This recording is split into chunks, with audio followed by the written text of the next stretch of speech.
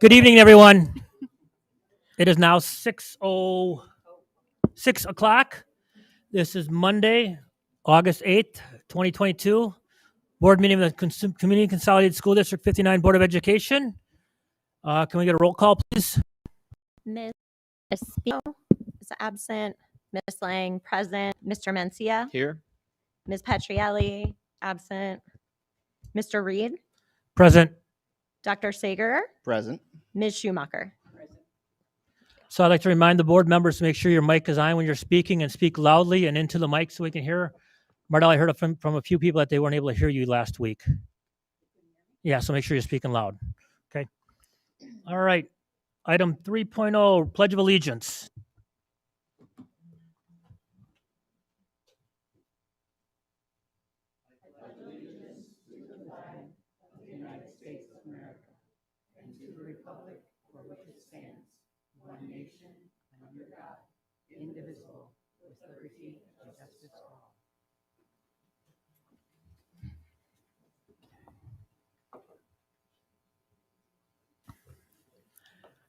Item 4.01, follow-up to the 21-22 spring benchmarking report. I'm assuming that's you, Mr. Ludoff? That is me, correct, sir. As we indicated to the board back in July, due to some questioning and some further review from Dr. Sager, we located a mistake on the spring benchmarking report in the demographic area. Actually, Ross, if you could pull up the correction piece. So there were three different areas that flew from both the math and the reading piece where it was all me when I transferred the data out of Branching Minds into our reporting piece, misaligned the data. So we corrected that, shared it with the board. We wanted to share it tonight with the community. We also have updated the spring benchmarking report on slides 8 and 14. If you could just jump to 8, we can show the group where that's at. Try 7. Oh, there it is. There we go. So we highlighted that section and indicated that it's now correct. So if people have the old data that the board packet, this will go out and they can see the differences between the two. So we'll continue to find better ways to follow up on the data piece and have talked as a system. I think our biggest key, if we can stick to this reporting format, it'll make it easier for us to withdraw the data from our different data sources and place it into the system. Any questions? The overall numbers didn't change, just these small couple sections down? Those three demographic race groups, they were out of alignment. The numbers didn't change, they were just in the wrong place. Okay. And now they are corrected. And just to be clear, very simple mistake to make. Yeah. Very simple mistake with potentially big implications.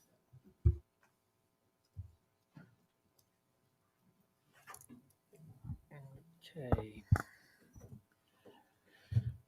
Item 4.02, follow up on the demographics and enrollment next steps.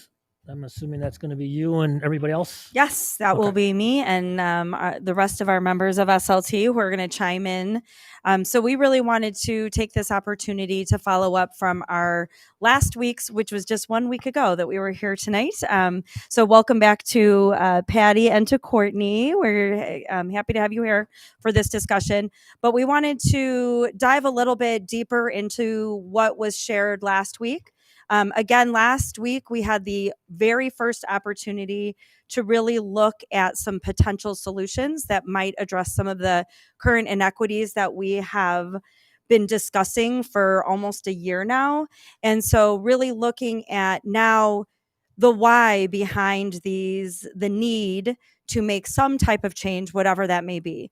I do want to, first of all, thank our community for the number of parents and families who have reached out to me and to our board members. I really appreciate the feedback and the opportunity to engage with our community members. And it also is really wonderful to get that reassurance that people are engaged in the conversation and will continue to find more opportunities for engagement as we go through this process. I really also want to thank our Board of Education because some of these things that we've been discussing and been uncovering as challenges in terms of equity It's hard work to tackle these types of issues at this level, and it takes a lot of perseverance and diligence. These are not easy conversations to be had. These are not easy solutions to land on. And so I want to thank the community collectively and including our board for engaging in this work. So with that, we will jump really quick into just looking at kind of what is the why. We've looked a lot at the data. We've talked about class sizes and transportation, enrollment numbers. We've looked at all of the logistical pieces that we know impact a student's daily educational experience, as well as us as an organization able to deliver that experience of high quality teaching and learning for our students. So just a quick refresher on our mission and strategic plan. I've just linked that there. That work really began back in 2019. And from what I understand, since I was not here for part of that, was really a collective community involvement in identifying what are the core values of the district. And so, Ross, if you could go ahead and click on that link for me, please. This is just the 2-page overview, just a reminder of why we're really embarking on this work. This is something that I know the board really was focused in on during the superintendent selection process that I was a part of. And this really became a top priority in the area of equity. So looking at specifically our vision, number 2 says embraces the strength of our diversity. It is something we hear repeatedly from candidates who have joined District 59 as something that we really see as an asset in our community, and we want to continue to embrace and strengthen that. And when we look at our core values, we look at number 4, where it's again highlighted for diversity and equity. Again, not only embracing our diversity, but really ensuring that we are providing equitable opportunities for all students to be successful in life. So those things were identified from a community vision and core value perspective. If we scroll just a bit down further, where goal areas were identified, these really are the goals that are aligned with what I've been charged with by the board as part of my goals, is to really make sure that by the end of 5 years, we have addressed these 4 areas. So particularly in goal 4, if we could scroll a little bit, underneath stewardship of resources, I just want to highlight where it says equity across schools. This is the reason why we conducted the equity audit, why we conducted our dual language audit, really why we are looking at the data from this perspective. So we want to ensure all students have equity and access to curriculum, resources, staffing, facility space, schedules, and time to best meet their individual needs. That's the driving why behind the work that we're doing and why we're spending such a significant amount of time to really understand what the data is telling us, what are the areas that we're really succeeding in, and what are the areas where we have some work to do. If we go back to our slide presentation. So again, the highlight of the value of diversity, research tells us in education how students and staff and our community can benefit from having high levels of diversity across our classrooms. We also have our school code, and which we are to abide by. That is the State Board of Education provides us with school code, and we have board policy. There's school code dating back to 1963 regarding how we look at balance of demographic groups across our schools. And we've adopted in our board policy the annual practice of looking at each of our attendance centers and ensuring that we have balance across our demographic groups. Then we also have from the State Board of Education something that is new. We've mentioned this before. I know Mr. Ludloff has shared. There is an equity journey continuum that starting in the fall of 2022 will be part of our school report card. There are various factors that we will actually be looked at by school district and by school to ensure that we are actually closing achievement gaps and ensuring equitable opportunities for all students. But mainly, those are 4 really big, broad bullets. But the last one is how are we impacting student learning? And why does equity matter when it comes to how our students learn and how we're able to deliver instruction? So I wanted to just go through some pieces that maybe our community and probably perhaps our board are not aware of, the impact of the way we are currently operating, some of those things that are impeding our ability to deliver that high quality education to all students. So When we look at impact on achievement and opportunity, I think you saw from what Mr. Ludloff just shared with us, looking at our spring benchmarking data, we have looked at all three over the past year in a really detailed format around our iReady data. We've also presented information from our IAR data. We are going to be looking also at our access data, which has most recently been made available to us from last spring, to really look at where are those gaps that we're seeing across groups of our schools or demographic populations in our students. The first one that I want to speak to a little bit is where we have some forced choices.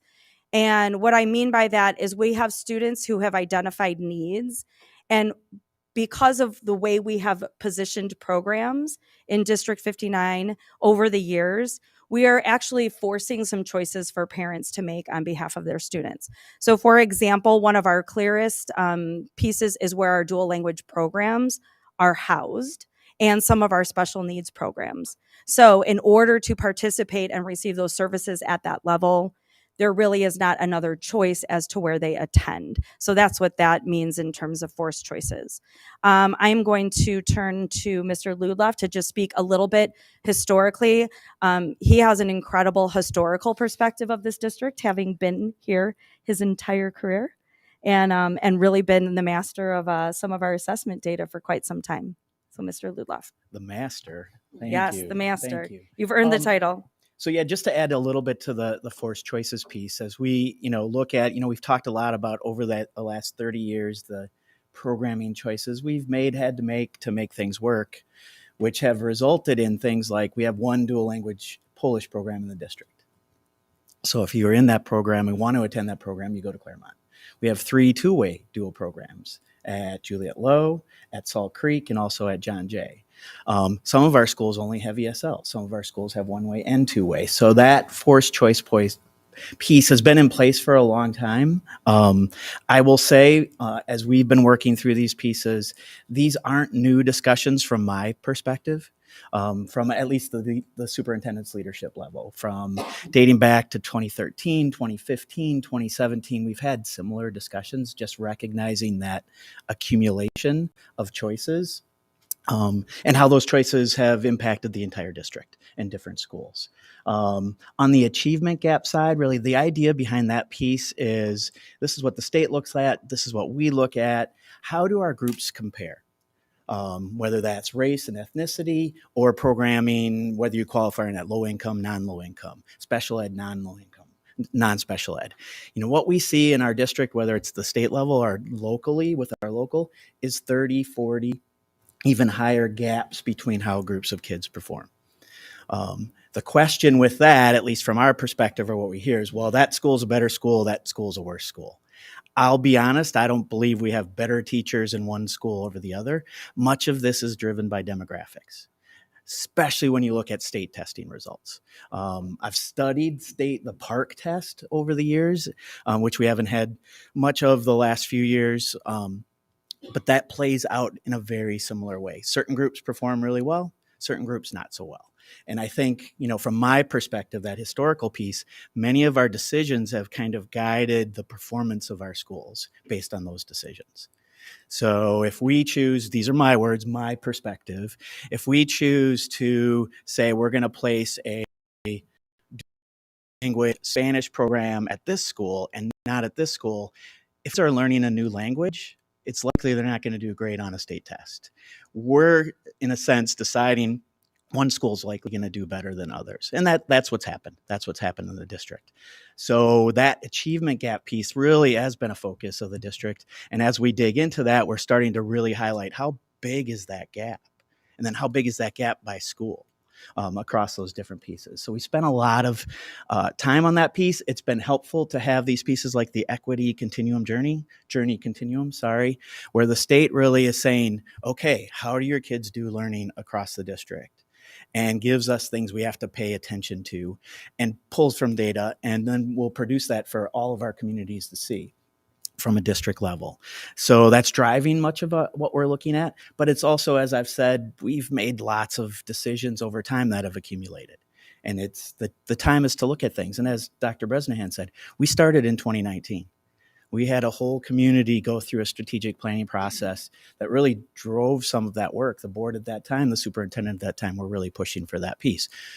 Obviously, we adopted that strategic plan and COVID hit. It's been COVID ever since. So we're back at that piece, but those are the pieces that, from a historical perspective, are not new. They're not just this year because we have a new board or a new superintendent. That's my perspective.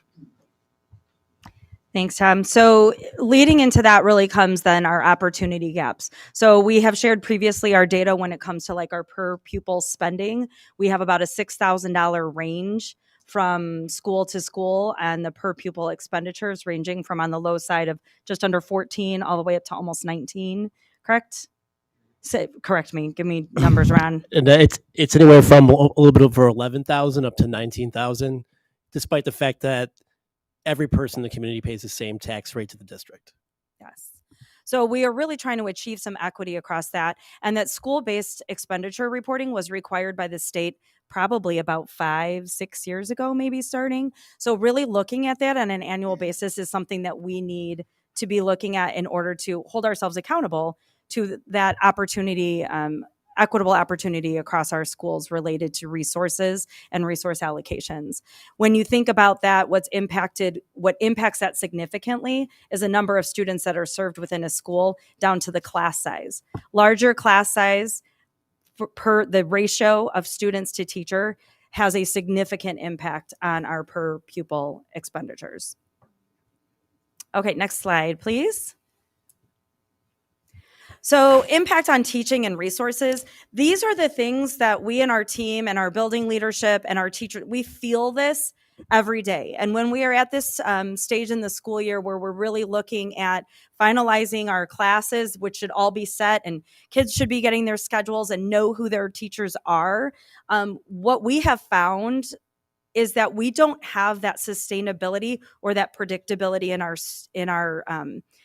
in our schools that allow us to really see year to year how we can balance out our classes. So one of the things that has had a significant impact that we've noticed are what we refer to as singletons.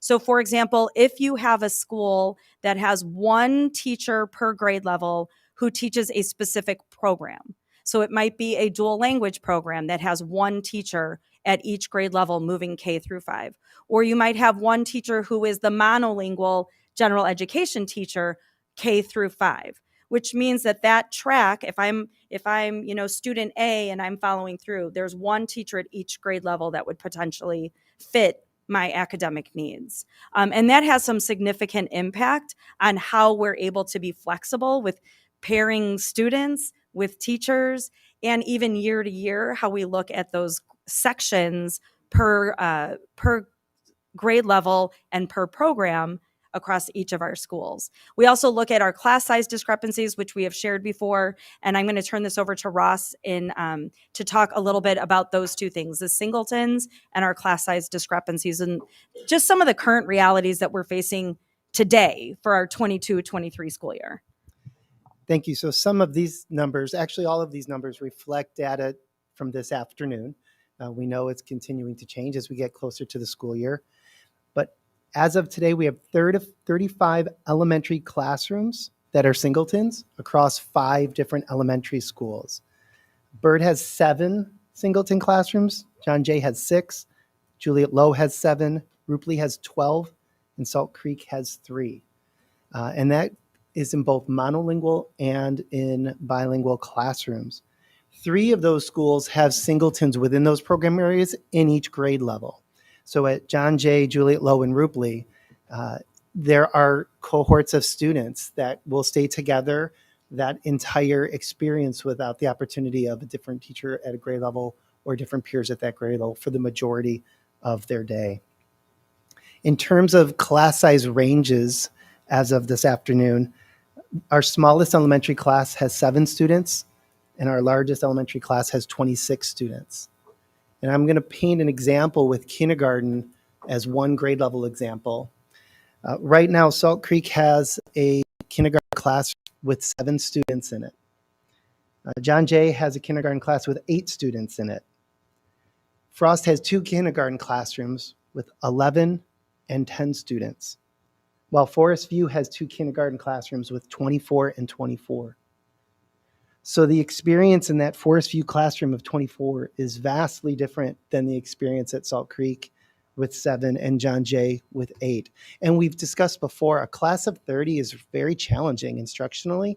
So is a class of 8 in terms of trying to build certain groupings. Brentwood has 3 kindergarten classrooms for their monolingual program. Each of them has 16 students in there. So you can see in that example the flexibility that you have to provide more specific needs for students and for staff. From an HR hiring standpoint and looking at retention and looking at exit survey data, and also in terms of reviewing what questions we get from applicants, as we are in a very competitive hiring pool, class size and the ability to stay at a grade level for more than 1 year is a very common trend. So if I have to switch grade levels each year to try to figure out where those classes fall, that's a stressor on new hires that negatively impacts our retention. Thanks, Russ. I know you're talking about elementary.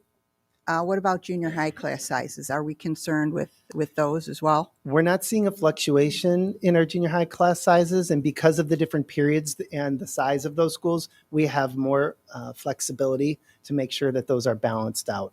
I know we're appropriately. doing block. Is Yes. that affecting? Nope, the schedule doesn't affect how many teachers per pupils and the flexibility within that. So what's So the with a average? larger school size, you can handle a wave of students, a class that comes in that's smaller, a class that size that comes in larger. But do we know what the average? I mean, is there? I don't have class size in today's it? Not average yet. class size.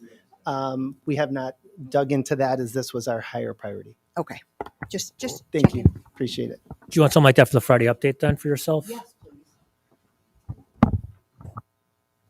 So the other 2 items on here, the one is compliance issues, which we have talked about with the board previously. When we look at compliance, we are required to maintain certain ratios when it comes to students who have specific programming needs. So, for example, in dual language, our students who qualify for full-time bilingual services should be in classrooms that are no more than 90% of the average of their gen ed monolingual counterparts. And because of our disproportionate classes and class sections at each school, we are actually out of compliance with that. When we looked at a big step forward this year was looking at our multi-grade classrooms across dual language, and we were able to resolve that issue. But we still want to make sure that we are meeting the needs, not only to be compliant, but because we know those are based on best practices for how instruction should be delivered.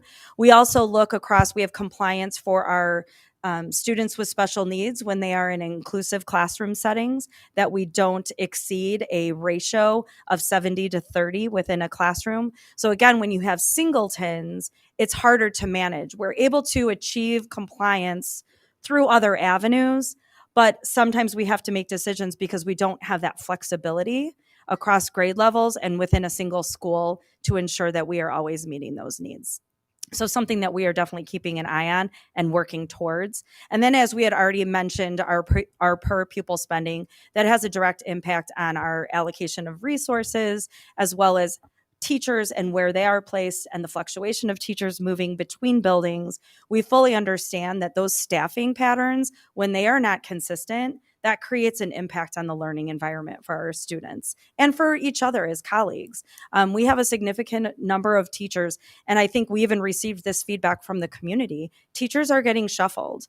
And really it is because of the imbalance and the fluctuations of enrollment and class sizes across our schools. That is the only thing that is really driving those needs moving from one building to the next. So we fully are aware of that. And again, I think we have a common interest in finding a way to resolve those issues. I have a couple questions, Terry. Mhm. So compliance issues, if we're not in compliance, what are the ramifications of that? I know we get audited by the state and stuff like that, but what are the actual ramifications from? So ultimately, it could impact our funding from our federal and a state level. It could also damage our accreditation by the state and our recognition from the state if we continue to be non-compliant across certain areas that are required by state law. And then I know you talked about the movement of teachers. I know Tom and you and I were talking about it on Friday. You mentioned you like you had done a survey of how many years was the number of teachers that had moved schools or grades over a certain period of time? So looking at the last 4 years, 186 teachers, either through a request or through our shifting, have moved either schools, classrooms, or content area. So it's about 9% of our staff have moved in one way or another over the last 4 years. That's a certified teacher, 180. Just certified teachers. We only have like about 650 certified teachers. We have right? about 550, 570 certified staff. So it's about 33% then. Nominal. Well, it's over 4 years. It's over 4. Okay, over 4 years. All right. So about 10% every year then are moving. About the high was 18% in 1 year. The low was about 5. So lots of movement. And and I just follow up, like how soon do these teachers get notified of these changes and stuff like that?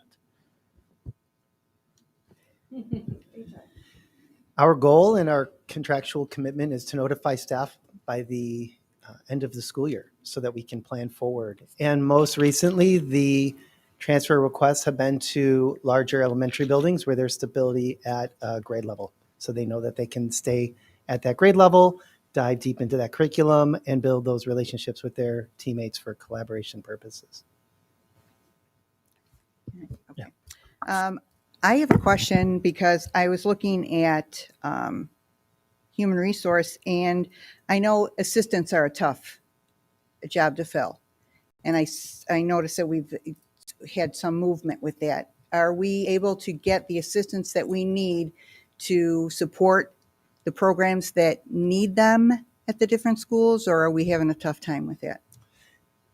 Staffing across the board is very challenging right now, whether that's our maintenance, custodial, paraprofessional, certified, or administrative positions. As I connect with my HR colleagues in other districts, as I review the openings posted on their websites, we're doing quite well, and we are closing that gap. But we do still have current openings on our website for both certified and paraprofessional positions. Thanks. I know we're not the only ones having trouble. A lot of the districts are, so I was just curious. Question. I certainly would never suggest that we be purposely non-compliant, because obviously that's not the way we want to conduct our business. On the other hand, many of the differentiations that you mentioned that we're working on are something that we've worked on for years in this district, and I'm sure that the non-compliance issue was a problem in the past also. But we have solved it, and we've done the best we can. Have we looked at what we have done in the past for these same problems that you're talking about now to see that if they would work now? Because that would I can, from the former assistant soup of HR, focus on that 90%. When we, as a district, enrollment-wise and programming-wise, we're more one section of EL to 2 to 3 sections of monolingual. We were able to manage that on a more consistent basis. At the same time, we only had one-way dual for Spanish. We didn't have two-way. We didn't have Polish. So we were able to manage that in a way that if we had to, we could, and staffing at that time was different too. We could seek out if we needed to split a class or those types of things. Were we perfect? No, but we were able to manage and monitor it in a much different way now as enrollment and programming and our population has continued to change. It looks a lot different than it did 10 years ago. Thank you. Okay, so moving on to the next slide. So one of the terms that we've been talking about, and this is really from a management and operations lens, is really looking at economy of scale. So when we talk about that, it's how do we maximize the number of students within a certain set of parameters so that we can really flexibly group students and so that we can provide those differentiated learning opportunities. We can create those real stable and sustainable staffing patterns year to year so teachers can develop themselves as curriculum experts within a grade level and have some consistency for themselves and for our students.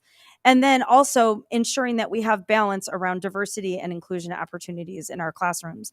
So one of the targets that we had set was that minimum enrollment of 300 per elementary school. So really looking at when we drop below that, that's where we start to get those singletons. That's where we start to see where students are following that same cohort year after year with less flexibility of looking at student personalities and student learning needs and teaching styles and being able to best pair up students within classrooms.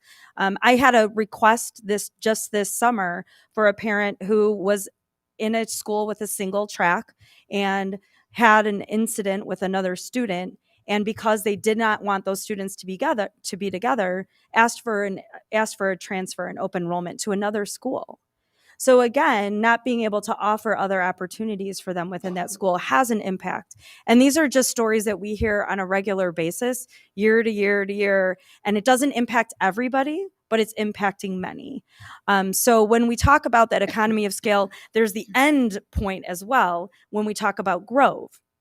There's too many students in some areas where now the sustainability of that is really hard to manage within one school. So finding that balance across each of our schools so that we can be compliant without moving already marginalized groups of people, where we can provide consistency for our staff year to year, and where we can really provide that differentiated learning based on individual student needs, whatever those needs might be.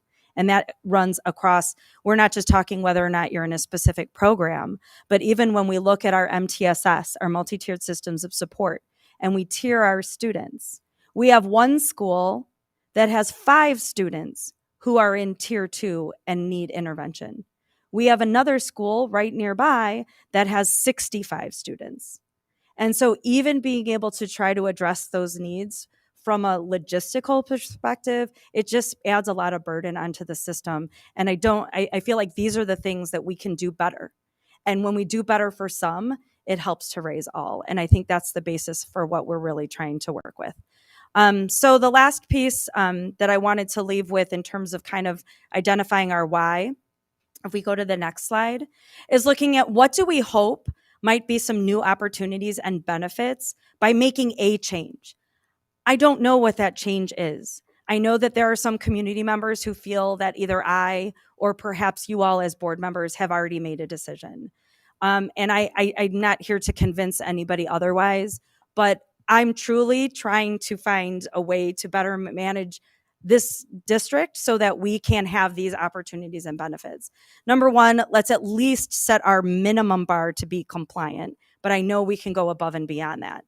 We are a well-resourced district who has a lot of advantages than other districts, and we can absolutely utilize those. One of the things that we haven't talked about so much as a negative around that singleton track is that you're really missing out on opportunities for teachers to collaborate. I think Ross mentioned this a little bit. But when we know what matters most is what happens in a classroom.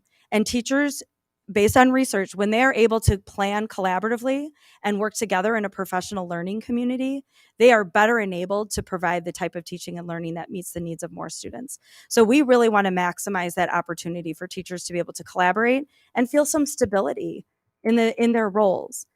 Then we're looking at that class size balance, which we know has a direct impact on student learning, and then creating that predictability. As a teacher, going from 9 last year to 26 this year is a really big swing. And that takes a lot of pivoting on behalf of our staff. It takes a lot on our students. And so we want to keep that in mind as well. And then being able to sustain our staff, because we are in a shortage across all groupings of our employee groups. And we want to be able to not only attract high quality staff, but we want to be able to retain them. And this is part of what our goals are by making some type of change. And then really looking at being able to target our resources based on the needs of students. That's that next level of not just every school gets a principal, an assistant principal, a counselor, a social worker, an interventionist, a coach, whether you have 250 or whether you have 650. So again, some might say when we jump to solutions, let's just hire more staff. That's not always the easiest thing to do, and it's not always the most sustainable thing to do because we still need to be able to manage our resources. So, in looking at this process and trying to pull our community together and engaging with the board, this is the culmination of the work that you charged me to do starting last year. This is the culmination of identifying where are we, what are we doing really well, but where are the opportunities that we can capitalize on, and how do we build a plan to best move forward. So we're going to get really fixated on those solutions and the how, but we cannot forget the why, because if we don't understand the why, we may not even think we need to do anything. And I think that would be the biggest loss that our community could, fall under, is if we really lost this chance to come together and with this momentum and with this timing to do something great for District 59. So looking now at the process, I want to make sure that we provide some transparency and clarity around our equity task force. So looking at the next slide, the process and the timeline. So we shared in the last update that went out to the community that we were going to be creating a task force of representative stakeholders. So we really want to make our primary focus around our parents, family members. We're looking to have approximately 12 to 15. So we have parents I know that have kids at multiple schools. So we're trying to capitalize on some of those perspectives. We're looking at demographics. We're looking at specialized programs. We're looking at the children that belong in those families to be able to identify who might be the best representatives to be on this task force. We're also looking for staff to serve, so teachers, support staff, various roles, various schools, so that we can get good representation. We've asked for 2 principals to be represented on this task force as well, along with 2 of our board members. The selection process really was, especially being relatively new here, we looked to our building leaders to really provide some recommendations across their schools, and then making sure that when we picked people, it would be balanced representation across those pieces that we just mentioned. And we don't want to get much larger than 30 to 35, because then it really becomes probably not as productive. So while this is a limited task force and not everyone who wants to will get to participate, if we look to the next slide, the responsibilities of this task force and expectations are really that they are representing the groups for which they were identified. So on behalf of their school, on behalf of certain grade levels, on behalf of various demographic groups and programs, we want to make sure that they are representative voices, not serving only their individual needs, and that they will be that conduit back to their groups to solicit feedback from broader groups, so that we really have a lot of voices presented in these discussions. And we ask that anyone who agrees to join the task force, that they contribute to the discussion. We need active members who are all going to voice their representation of their group, but also come to the table with an open mind to honor all viewpoints. This isn't an opportunity to convince others. It's an opportunity to learn and come to consensus, and hopefully build input and recommendation that the board can then discuss and review. So through the work of this task force, they will then be reporting out to all of you as the Board of Education. You will have 2 members who will, I'm sure, more than fairly represent you as a board. SLT will be present as resources during the group, but not to necessarily contribute in any type of stakeholder opportunity, but really to provide data and answer questions as the group comes up with them.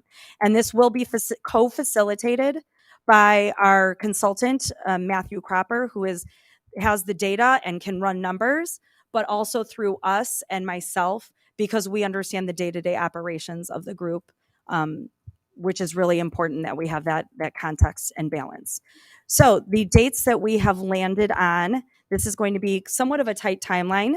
We are anticipating 4 meetings to occur from 5 p.m. to 7 p.m. here at the Ad Center in this room. They will be Monday, August 22nd, Thursday, September 8th, Thursday, September 22nd, and Monday, October 3rd. So now that we have shared this information publicly, I will be finalizing. I've asked all principals to contribute to their lists. And then I plan to starting tomorrow, to reach out to people who have been recommended to secure their participation in this process. We want only people who are able to commit to all 4 dates. If we don't have continuity of voices across the entire process, we are going to lose time and momentum. So we really want people who are able to commit. We know that this is a large time obligation, but we really feel that this is incredibly important work, and we don't want to miss out on this. And then again, we have 2 board meetings that will occur. We have a September 12th board meeting, and then I believe we have an October 10th. Thank you. So these will fall really well timed so that then we can report out intermittently to our community and to the board, so that we can be really on top of this and everybody all on the same page of this work.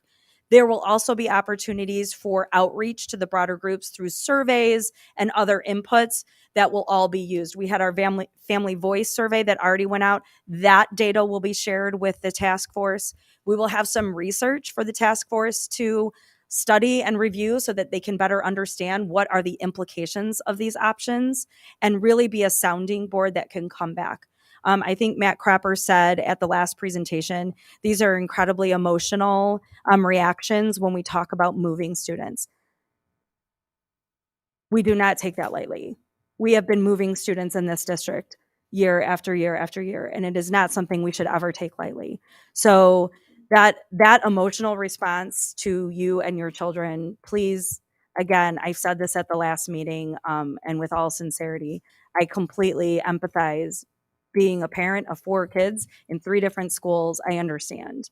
But this is your community and your voice matters, and being able to represent across all voices, many of whom are not represented at many of our opportunities. And we want to ensure that we're engaging as many voices as possible in this process. So with that, I will stop talking. If there are any questions related to this that the board would like to ask. Is there an opportunity to, I want to avoid the telephone game. And I mean that in the sense of the information that's shared at the task force meetings. Is there an opportunity for that information to be reported out from the district level so people can see what was discussed, who participated, et cetera, et cetera, et cetera? Yes. And in fact, we just met this morning and Justin was included in that conversation to also be someone who is really observing and recording and making sure that we are reporting out fully transparently what transpires, because those will be closed meetings. So we do want the opportunity to clearly and succinctly share out accurately what is covered at each of those meetings and what viewpoints are shared. I have a question about Marlo, Crapper. speak loudly so everyone can hear you in the mic. Yes. My question is, Crapper in the past has helped us by telling us that there is going to be a flow of elementary students in this area, or it'll be dropping in junior high in another area, whatever. The other night when Crapper was here, he presented himself in a completely different way and not at all like we have had Crapper work with us before. So I'm not sure that he should be the person who is in charge of this task force. I would rather have it be Tom Ludloff, somebody who's been around for a long time and knows the district, because Crapper doesn't know the district nearly as well as our assistant to superintendents. And as far as the number of people on it from the various groups, I'm not going to argue over that, but I'm not sure that 2 board members is enough. I think maybe we need at least 3, because this is an important thing for the board. We're going to be making the decisions, and I think that at least 3 of the board members should be on this committee. So when we move to that number, Mardell, just to address the board piece, we fall into an Open Meetings Act. And so that's why it was strategically set at 2, as well as representative voices. So it's not counter, it's too heavy on 2 out of 7 versus 15 out of 5,000, I feel is really more than enough representation from my viewpoint, but that is open for the board to discuss. I think the second piece, and then I will turn it over to Mr. Ludloff. Part of what I think we owe the community is to have a balanced perspective. We are not demographers. Last time I checked, I don't think that's on your resume, Tom. That is correct. But there is a set of expertise and skills and data that they can present in a very quick format that we do not have the capacity to do. So in order to reach the solutions, I believe that Cropper has worked for quite some time with the district and done some of this level of work with the district in the past from evidence that I have seen. But that is balanced out because guiding and facilitating the conversation and hearing the input and pulling together what our community needs are, that is our responsibility. And that is why we are employed. Mhm. Yeah, So I really feel that balance, we would need that in order to do it, but I will Mhm. let Tom speak for himself. What I would add, when we've worked with Cropper in the past, back in 2012, actually a lot of the things he shared here publicly, he shared with us behind the scenes. So we asked for recommendations for shifts and things that we then considered internally. We didn't present them publicly, didn't bring them to the board, didn't bring them to the community. I would echo the piece, that's his experience. And he has, in my words, no skin in the game. Mhm. So he doesn't have a bias towards decision making. He's here to support the process and has done that many times. That, could I do that? I think I could do that. Would I do it well? Not as well as he would do, because I think that's his experience, his background. He's done it in districts across the country from, I think right now he's working in, is it Virginia, a district of like 20, 30,000 kids and redistricting and working through that process. So I would rely on him. And obviously he's partnering with Dr. Bresnahan, who's going to lead that process. And to clarify, it's not the Cropper show. These task forces, he is going to be supporting the district as we analyze this with the community, et cetera. It is not, we're not at his direction and following his. Absolutely. He's going to take direction, but he's also has the experience and the process to say, you should think about this, consider this. With his colleague go, well, let's move that boundary. And what does that mean? Those types of pieces, that's, my perspective. However, when you look back at the 2016 report from Cropper, his figures were not in line with what was the truth. He didn't come up with the right figures. So I think those original 2012, 13, the first 5 years were within 2%. He did a good job in the early days, but 2016 he made a boo-boo. So I mean, I'm not saying we shouldn't listen to Cropper and look at his ideas, but I'm not sure he should be leading the force. I think I would just say facilitation is different from leading in my perspective. Someone who can facilitate the process so that the group drives the discussion over leading it is different from my perspective. I think I'm going to use the word independence here. Like Tom said, he has no skin in the game. He is someone that's going to be able to ask the questions, has the experience to ask the right question to make sure that the task force can come up with the best possible solution they can come up with. So that's I have no problem supporting that. I do want to question on the 4 meetings. Do we know is there kind of like an agenda what's going to be discussed at each one of these meetings, or is that kind of like as it progresses, things will change? We have some initial thoughts on getting the task force together and really establishing our responsibilities, doing some background research and education, which I think we want to make sure everyone's coming to the table with a level playing field in terms of their background knowledge. And then from that, we will develop the agendas through each one. They are not predetermined at this point. And I'm assuming we're going to expect some of these people on the task force to actually be doing some work beforehand, was to study some data and stuff like that, so they're familiar with it before they come to the meeting. Yes, my expectation would be at least at minimum all of the information and presentations that have been shared, that there is a general working knowledge and engagement in what has been shared, so that we are not taking 2 steps back to get everyone up to speed. But there's some other, I think, research-based things that we'd want to share as well. So people, I don't expect everybody to understand some of these more education-related pieces. We want to just make sure that we do a good job of preparing the task force for the task at hand. And the communication that goes out after this meeting, announcing the task force, soliciting members to get to the task force, we need to make sure that we do our best efforts here to get a really strong representation of the entire district, meaning Spanish-speaking families, Polish-speaking families. If translators are needed, let's analyze what do we need to do to get translators there, just to make sure that it is a fully representative collection of the district. Yes, and that's what we charge the principals with as well, so that we can then look at each of those areas and really create a balance of what represents all of District 59. I want to go back to one thing you mentioned earlier is about the minimum of 300 elementary students per school. One of the things of the goal of this equity study is kind of balance out our utilization of the buildings. Now, some of our elementary schools have significantly different amounts in room for students. So how does that fit into this kind of minimum of 300 students? I mean, if we get to 300 students in some schools, we're almost at like 90% capacity. Yeah, so that's why I think we need to look at all of the options on the table when we're specifically talking about utilization. And that's something historically the board has, I would say, embraced in terms of, adding on or making additions or things like that to fit buildings. So I think we'd have to look at what it takes in order to achieve the goals of how each school is configured, and then ensure that that school, their learning space, is designed to meet the needs of the students that are housed there. Mm-hmm. So much like, when the ELC was designed, it was designed with a very clear purpose, number of, students, student capacity, age of students, et cetera, meeting all of our needs. Mm-hmm. So we would want to look at the same thing. Okay. And today's standards are so different in terms of teaching and learning capacity for a facility than they were even 20 years ago.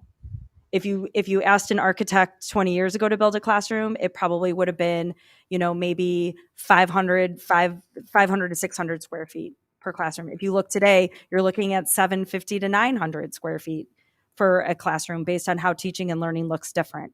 Now, we're not in a position to go back and rebuild all of our schools, but how do we really say this class's capacity, based on its size, is best designed for this many students to deliver this type of instruction? We have not even gotten to that level of looking at our facilities from a capacity to deliver instruction. Yeah, if I could make just a comment generally, it's even as me being a parent of a child in the district, you don't know what you don't know. And I mean that in a way of, we're looking at all this data, and if there was a way to show like benchmarks per kid, which I know is difficult, but for example, I spoke to a mom over the weekend at one of the back to school events, and I asked her, what time does your child get home from school? And she said a little bit after 5 on the bus. She may think that's normal. We don't know. She doesn't know what the average transportation time is. Even in my son's classroom, I don't know, like for instance, he could be in a classroom of 22 kids when the average class size is 14. How does that impact the teacher, student ratio, the amount of one-on-one time he gets with the teacher? Some of our students, we could have a very successful time in school, but then we look at, you may not know the average spending per pupil for your kid is X, but we're spending more on this student over here or this student in this classroom right next door to you. You have no idea, so I think a lot of times, it's a lot of this, the options that we get, it's kind of stepping back and saying, yes, I am very happy with my son's education today. Could it be better? Perhaps. You know what I mean? Are there things that we can do to make things better? I'm sure there are.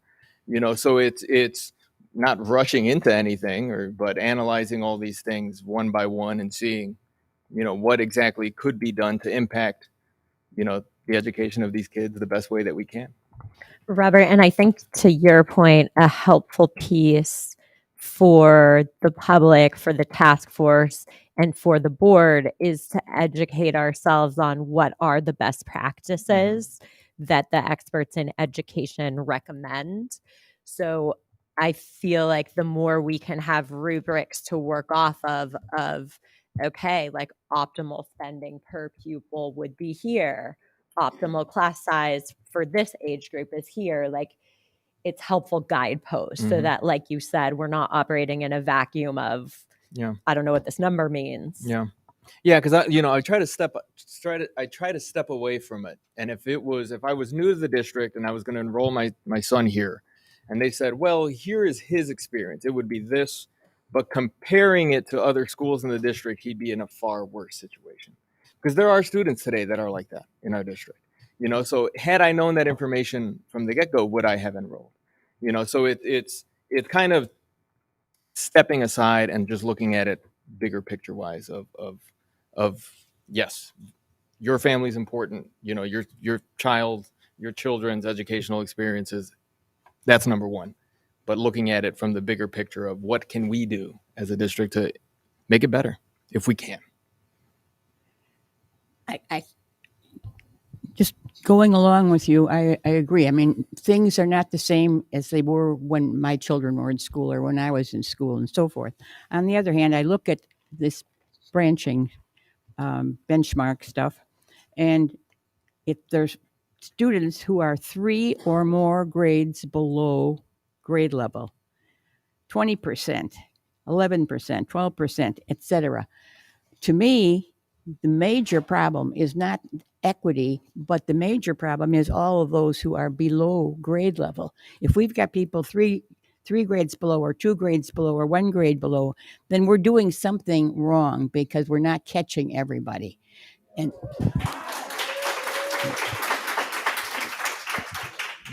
Mardell, those two issues are not decoupled from each other.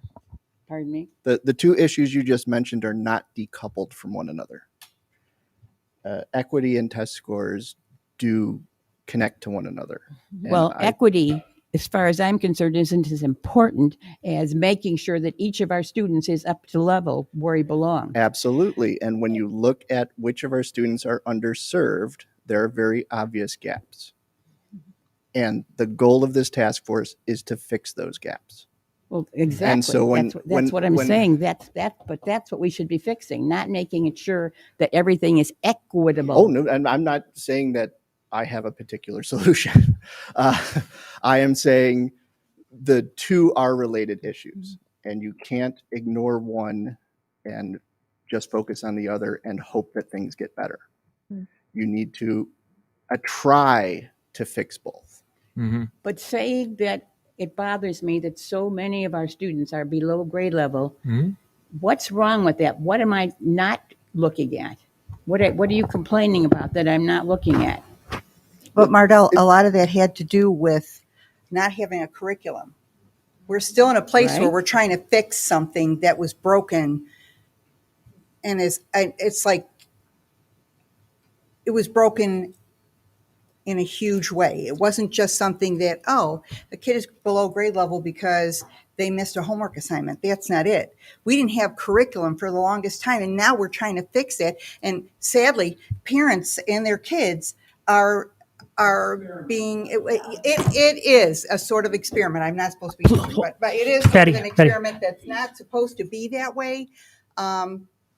Because Well, we're trying to obviously, fix, I agree with you. get Curriculum a is decent important. standard curriculum in place that Yeah. will address these issues and help get these kids on task where they on level where they need to be. I agree. We don't want to send more and more kids out to the high school and up to the upper grades without being prepared. That was one of the huge things when I was a teacher. That was one of my jobs with the 8th grade kids, was to make sure they were prepared for high school and to keep checking and preparing them and making sure. But I wrote my own stuff because we didn't have it. So we're trying to get curriculum that the teachers can have, and they can work together collectively to make sure that all our kids are successful and get where they need to be on the levels that they need to be. And But I- it's going to take us a little time. It's not I something we can agree. fix overnight. Curriculum is very important. That is one of the things that we have to really get to. And unfortunately, we keep bringing it up and bringing it up and bringing it up every year, and we haven't, other than the illustrative math, we haven't really settled on anything curriculum-wise. No, We've I don't made think a lot so. of progress. Well, I haven't seen it. We've done a lot with language arts, and we've done a lot with history has been addressed. It's a starting point being addressed. Science as well. So they're not perfect where we want them to be, but they're getting there, because what we had before was lacking completely to help get these kids prepared. Well, I hope so, because I don't think anybody should be 3 grade levels below. No, they should not. So So I was going to ask a quick, Susan, can you kind of go over because I know we've done social science 2 years ago, Yes. math this year. We're looking at a language arts for piloting this fall Yes. for implementation next year. Can you kind of go over the different curriculums that we've? Yes. So in our curriculum review process that we formalized this school year, it began with the implementation of illustrative math. From there, we had a curriculum council that was immediately formed and worked throughout the course of the year to develop belief statements and priority standards based on the standards. And we began piloting at the junior high, which will continue immediately on the first day of school. They're actually meeting the next week to begin preparing for that. And our elementary K-5s will begin piloting shortly thereafter once we convene the smaller group. Social science and science we both have curriculums for those. However, staff felt like we need to go back and review the standards and take a look at those. So we are going to put social science into review starting mid-September. We're going to get a council together for that to do what English language arts did. And then science will begin in January.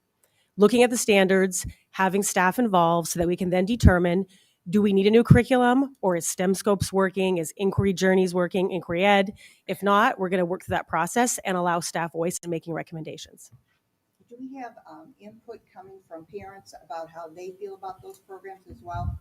That's part of the process once the council's formed. So we began doing that with illustrative math, with implementation, with a literacy council. The first thing we're going to do once we get going, we'll also have a viewing, as we always do for new curriculum, so parents can come in and see the curriculum.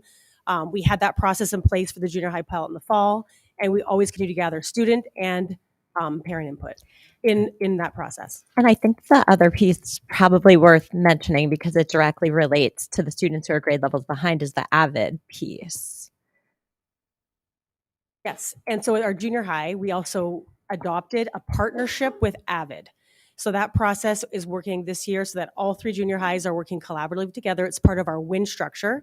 And that is a program that teachers are using to partner with the core curriculum, focusing on instructional strategies, focusing on executive functioning.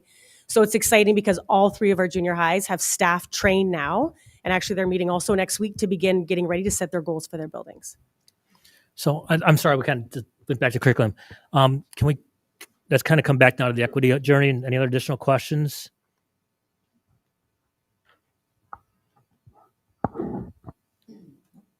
So I would like to, I think you have a few more things to say, right? But before I say, whoever does participate in this task force, I want to thank you for your time.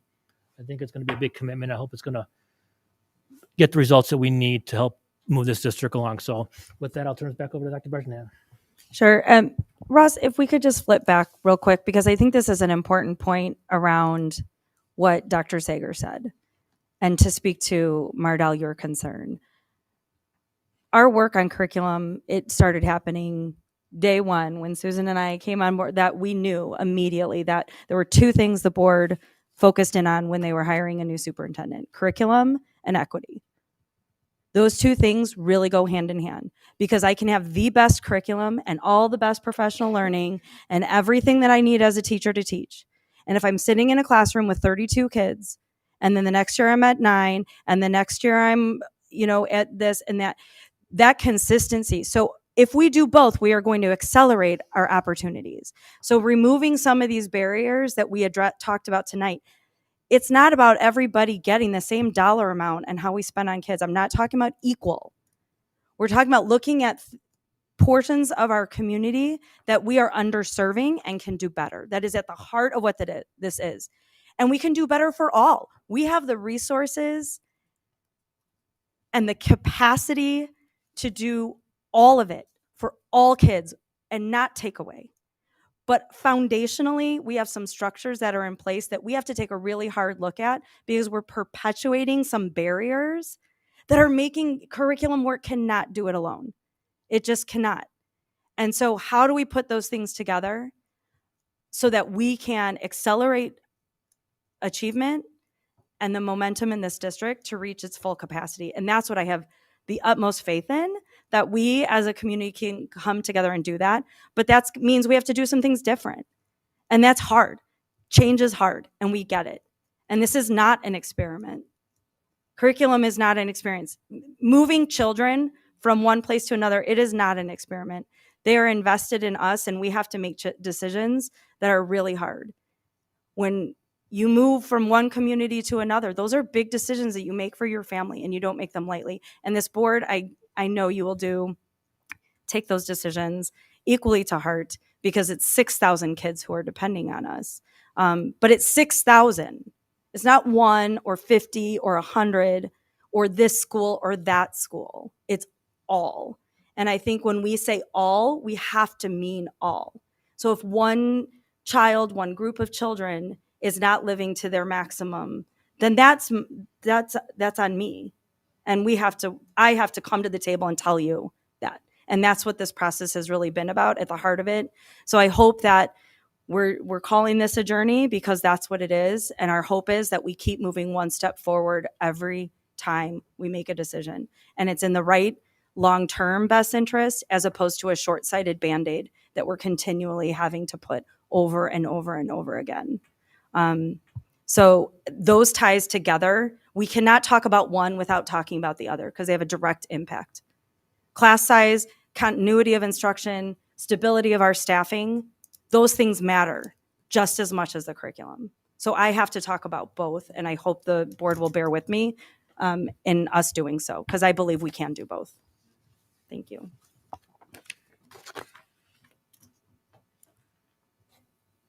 Just as an aside, because it's on my mind right now, you said that the board was looking, when we were looking for a superintendent, for somebody who was interested in equity. Truly, Terry, equity never came up until you became our superintendent. That was not something that we ever talked about. Mardell, I'm going to stop right there. That's not correct. Yeah, that's not accurate. Mardell, we talked a lot about equity in not interviews. The kind of equity we're talking about now. When Janice was here, we always talked a talk lot about it. That having was the something we same talked a lot about. opportunities for all of our students so that all of them can grow. But equity has become a global word that everybody talks about all over now. And I don't know that it's as important as looking at each child and each school and the whole district as one, and we want them all to achieve. We do, obviously. Yeah. But I don't know. But the hard part is we can't look at all the students as one because each one is unique and each one has their own backgrounds and each one has their own struggles and each one has their own stories. That's why they can't just have one voice, the one student, because that one student that we picture, what does that one student look like? That's the hard part. That's what makes all this the challenge. I'm much older than all of you, and I will tell you that You are not, Marty. My education was in the Chicago Public Schools, and I went 9 years to the elementary school, Portage Park Elementary School, and I had 48 students in my classroom every year. There were 48 desks and 48 students. In fifth grade, we had 50 kids, and 2 children were at a table up in the beginning of the room. Now, talk about equity. I had a wonderful education because they had rules and everything was organized and you knew what you could do. You couldn't get up out of your seat and go someplace else, or even up to the teacher's desk. You had to raise a yellow paper or a red paper or a green paper, whatever it was, which told the teacher what you needed and she could work on your problem. There was great organization and terrific discipline. And I had a wonderful education, and the same thing is true in high school. It doesn't compare at all with what we're doing in District 59 because we don't have to have classes of that size. Another thing, I want to make sure that you have teachers on your task force. I didn't hear that. They're listed. There's 12 to 15 I want to staff. be sure that our Staff. teachers are included. Definitely, we need teachers from both the elementary and the junior high level. Okay. But Mardell, I'm going to tell you, having been a teacher in this district for 25 years, I've seen the changes and the challenges that have come up for families, for teachers. You can't compare it with your education from years ago because it's not the same. We're a completely different society today. What worked back then is not going to work today. Obviously, I'm not suggesting 48 kids in a classroom. Yeah, but you can't compare. Yeah, you got a great education back then. I get it. But class size today compared to class size back then, it's huge.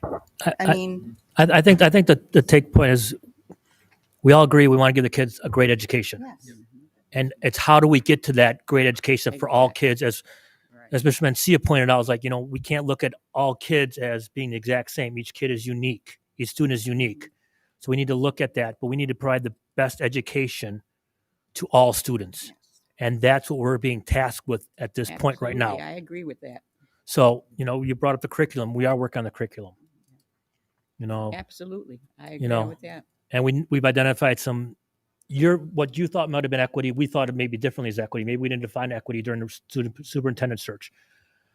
But we're looking at equity as well as part of that, because I agree with Dr. Bregenhan, and I think I believe in Dr. Sager, is that equity and great education need to go together to provide the student achievement that we need, to provide the best students that we can provide to the District 214 for they continue on with their education.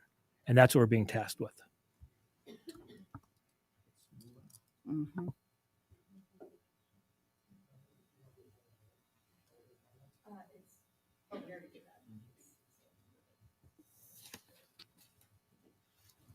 All right, with that, where's my agenda? Sorry about that.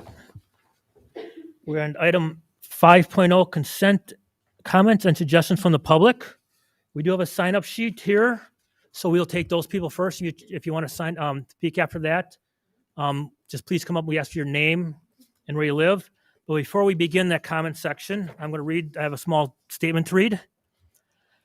This is the point of the meeting where we welcome public comments. Tonight is a regularly scheduled Board of Education business meeting. The purpose of this meeting is for the board to properly address the items on the agenda publicly as required by the Open Meetings Act. To allow board time needed to address all agenda items, we ask that you please limit your comments to 3 minutes.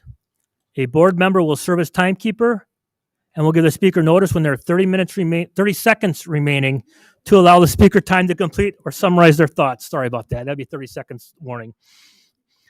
Public comment during a business meeting is a time for the board to listen to comments from the public. But this is not a time for two-way discussion between the board and the public. Please understand the board will not ask nor answer questions.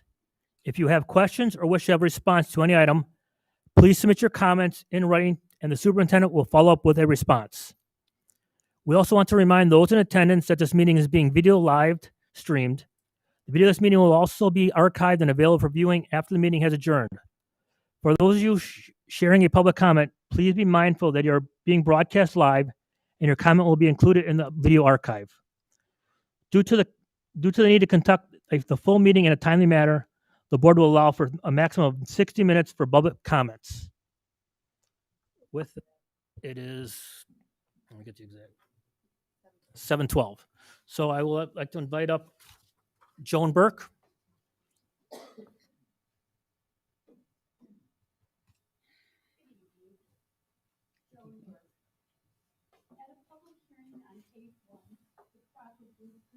Several options to alleviate the imbalances of space utilization in District 59 schools.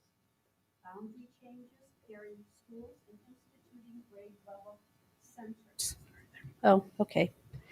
On 8/5, parents met and did an excellent job in outlining their concerns and questions. This evening, I want to add another concern. 2 proposed new large apartment complexes could increase District 59's enrollment figures. Redevelopment plans for the International Plaza on the north side of Gulf and Arlington Heights roads are underway for 7 4-story apartment buildings containing 302 apartment units. 6 of the 7 buildings will be rented at market rates, and the 7th building will be developed as affordable housing.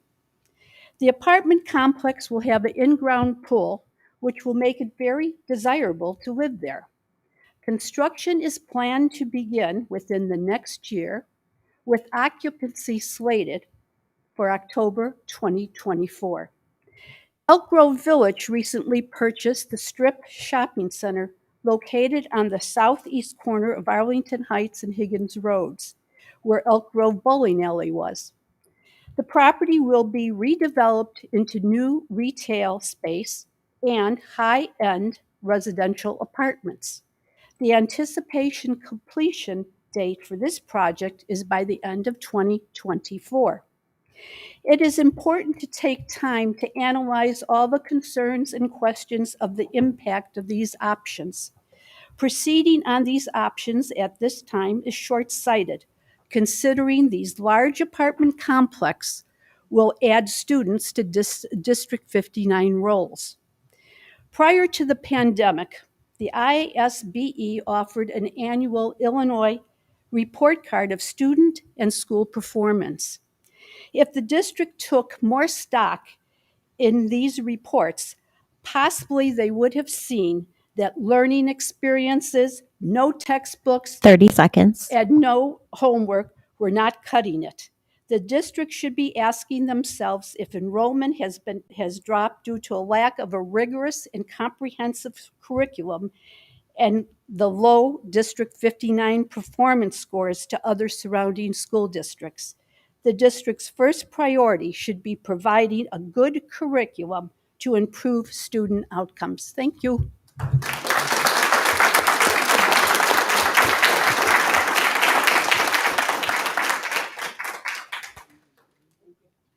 Jessica Schorsch, if I mispronounced your name, I'm sorry. Schorsch.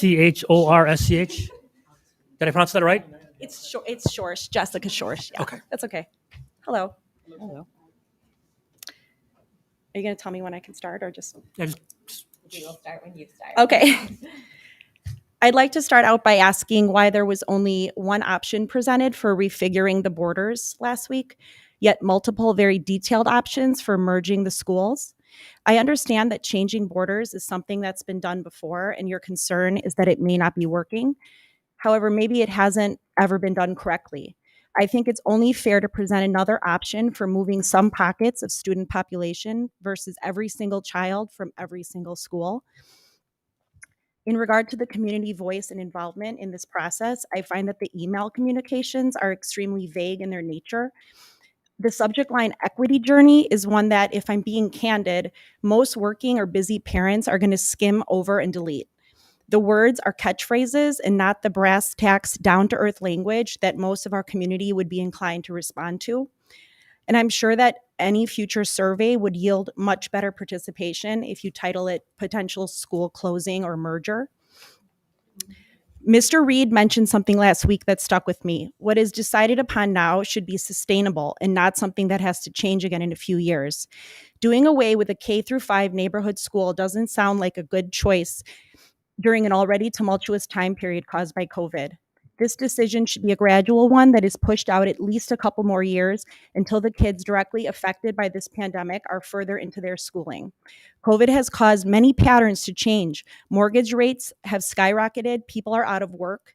Nothing follows a normal pattern right now. So how can you be certain that the data you're basing these numbers on is going to remain consistent? Does Cropper have data that speaks to the long-term social, emotional, and academic effects on kids that are forced to move schools? Is there supporting data in favor of this change during a nationwide ongoing pandemic?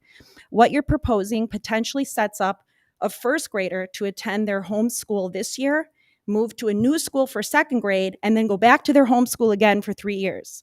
It would be nice to have tangible evidence to support this rather than the blanket terms equity and demographics. What happens if families decide to pull their kids and put them in private school? What if a pocket that is mostly populated by a particular race changes in the next couple years? All of this could alter the numbers on the newly merged schools, rendering their capacity usage and demographics off kilter once again. Rushing into a decision in the next few months seems hasty, especially given the extreme upheaval that is being proposed. Thank you. Thank you.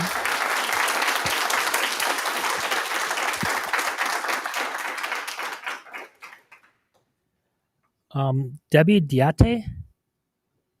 Hope I pronounced that one right too. That's okay. My own husband only cares about that. Okay, so I'm Debbie Diatti from Brentwood. I've communicated with all of you, my emotional mom side, and then like my teacher head side.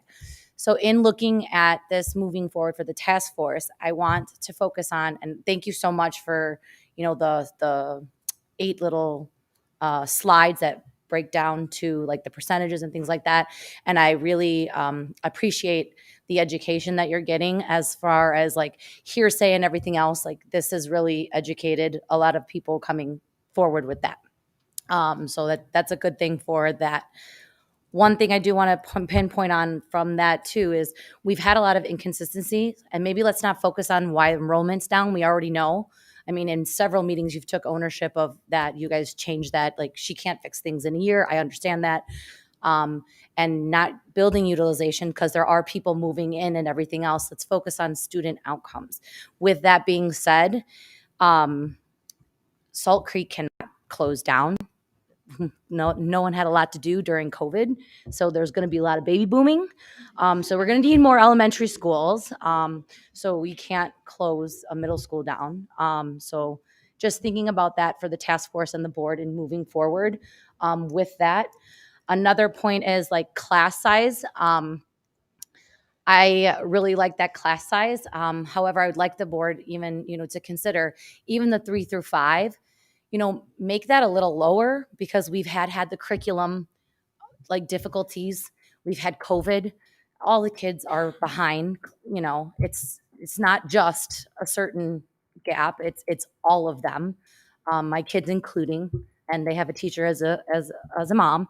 So I mean, and if I can imagine my kids I can't even imagine the rest of the kids in the district. So maybe we can crunch those numbers a little and like piggybacking off of what you said, can we have class sizes for middle school? Being a middle school teacher myself, my first year was 23, and then the highest I've had was 28, and then there's 32. So, I mean, even that consistency and like having that for middle school is important as well as dealing with the overcrowdedness. And then the last thing I would say is you guys have the 80% growth, which is awesome. And I keep hearing academic.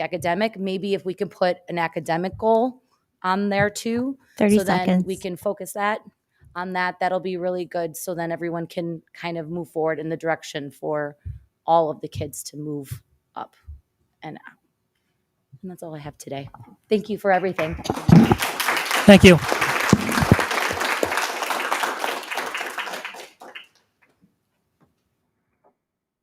Jack Fisher.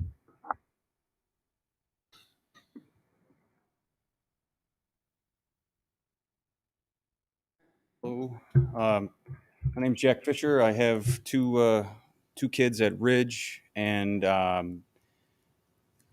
was going to echo some of the comments you've already heard, but frankly, while I was watching this presentation, I had a couple of other thoughts as well. Just first, anecdotally, 2019 started off normal, got hampered by COVID. 2020 was hybrid, and 2021 was masking. And this is the fourth year, but really the first where we are going to approach getting back to normal. So for anybody who's a third grader or below, they won't reach a normal if we make this change relatively soon. Now, that might sound like something that we can just take and run with because they haven't reached normal, but they haven't had a measure of stability that you can measure year over year. We're not stacking stable years. We're just redlining kids. And then to go back to the idea of utilization, I heard the comment of you're still trying to determine what classroom is best fit for what. And I'd say at this stage in the game, with the age of the buildings and how long you guys claim you've been looking into this, that's a foundational question that should have been answered before we even talked about, changing what schools are used for. And frankly, there is a need to mix socioeconomic backgrounds. But when you're talking about trying to put a certain program in multiple classrooms in multiple years for all of the classes, when you're having these moving demographics, logistics is not that flexible. And at a certain point, a compliance officer might need to be confronted with that fact of realities, as well as people don't mix in reality the way they do on a spreadsheet. And people are individuals. 30 seconds. Children do have their own individual unique perspectives. And sometimes when somebody takes terabytes or petabytes of data and shows you a slick presentation, it's difficult to hold on to the humanity there. So I yield the rest of my time. Thank you.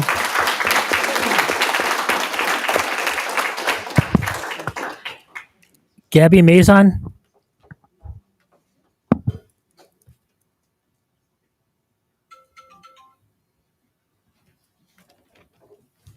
Good evening. My name is Gabby Mazan. I used to go to Ridge, but unfortunately, I am moving on to 6th grade. My name is Vicky Mazan.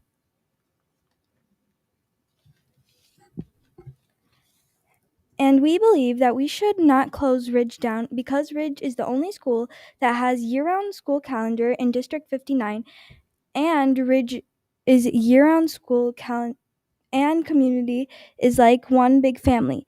To start, students remember more because we have a year-round school calendar.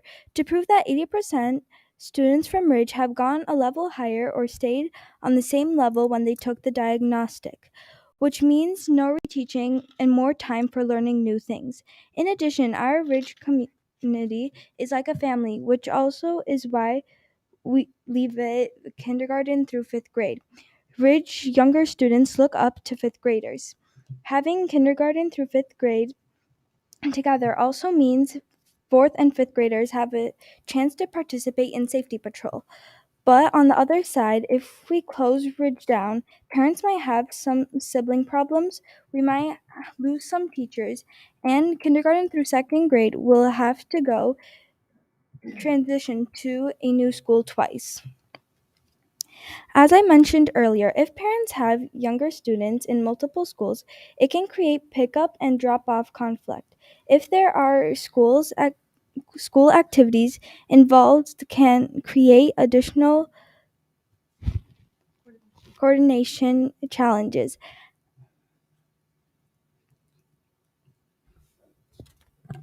As you can see, we should not close Ridge down. Overall, Ridge is an amazing school. Thank you all for listening.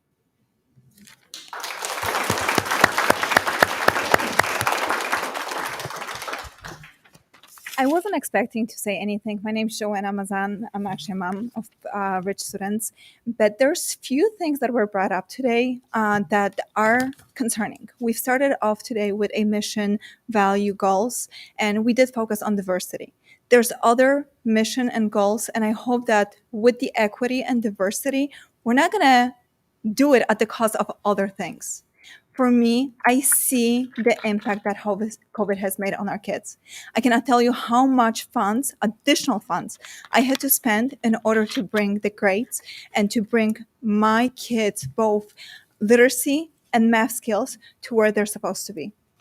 And I had Rich assist me with some of it. Some of it, it had to be outside of the school.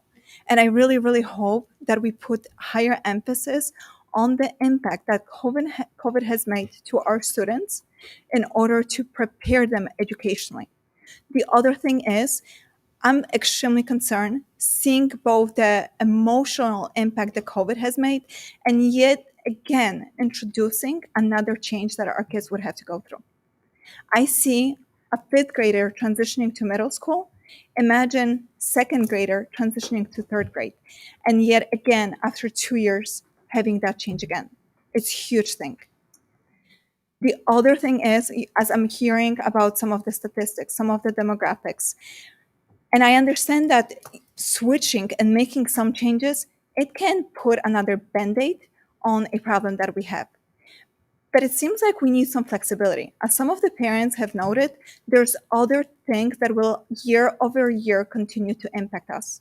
Should we look at not just how do we fix this, but how do we provide flexibility year over year, not to be faced with the same problem within 2 to 3 years, because that's going to happen. How do we make sure that either we can shift certain things between schools, shift certain programs, shift to have the capacity? I still remember 7 years ago going to Devonshire 30 and seconds. feeling claustrophobic as I walked in over there. They did not have sufficient physical space as we were changing kindergarten to be full-time. I just recently spoke with some parents, and from what I understand, it's still overcrowded. The other concern that I do have is, sorry, I lost my train of thought, is with staff. We keep hearing that we're short-staffed.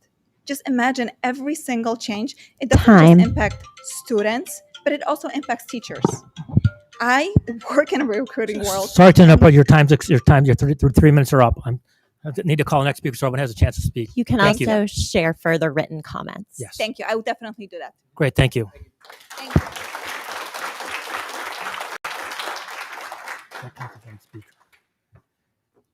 Gina Katsoulas. Oh, sorry. I'm sorry. Yeah, I skipped Nicole. I'm sorry. No, I'm sorry. I got ahead of myself. I'm sorry.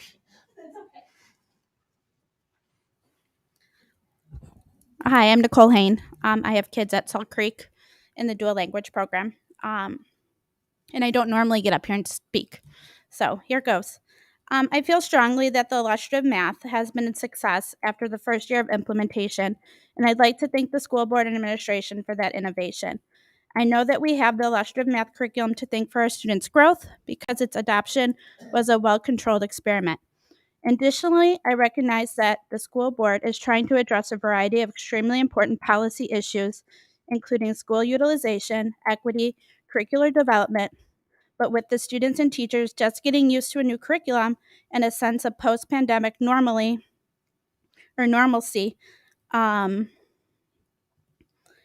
being established, incremental change might be better than broad strokes. For example, careful boundary changes would have fewer unknown side effects than school closures and conversions.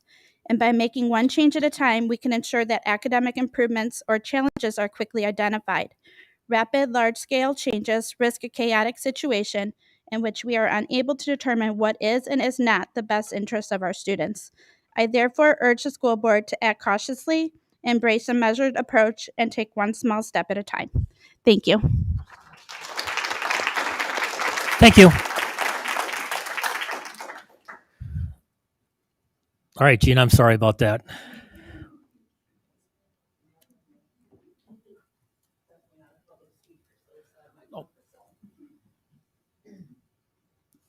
All right. Good evening. My name is Gina Katsoulos, and I'm a Salt Creek parent and an active PTO board member. I would like to take this opportunity tonight to voice my concerns over the proposed changes the board is looking at implementing within our district. I think we can all agree that our children's social and emotional needs must be at the forefront of all decisions that are being made. For the last 2 years, our children have been isolated, socially distanced, masked, and forced to learn in less than optimal circumstances. The idea of uprooting our entire district to create centers while our children are still trying to recover from the trauma of the last 2 years seems counterproductive to their emotional health. I believe our children deserve stability and a sense of security, and both will be lost if they are all moved to new buildings next year. I would like to encourage the board to slow down its timeline and really research the social and emotional impact this will have on our children. Parents are just now finding out about this potentially huge change. I feel it would be extremely beneficial to create a parent district task force where we would work together to research and brainstorm other options. I think it is worth the board's consideration to take into account the impact centers will have on families that have multiple children. Siblings will be separated and parents will have less opportunities to be active participants in the children's schools. In closing, I urge the board to look around this room and listen to the many families who are not convinced this is the best decision for our children at this time. Thank you.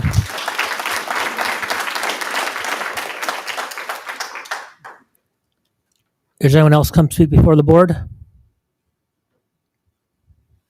Come on up. Just say your name and what town you're from.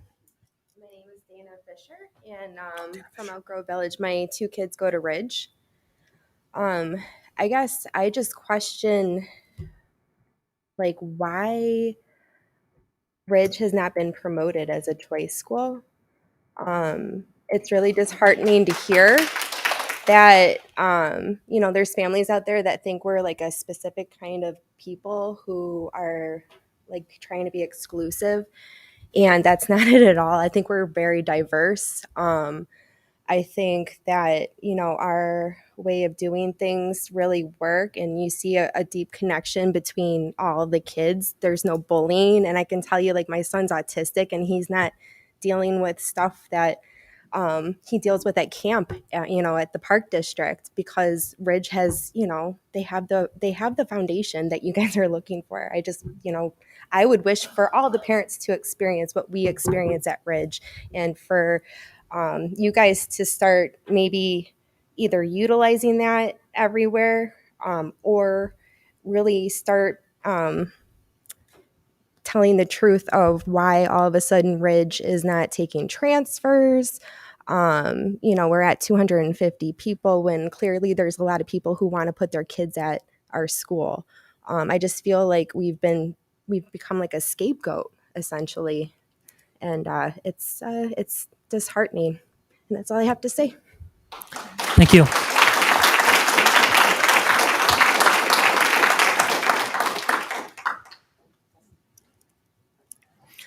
Anybody else come to speak before the board?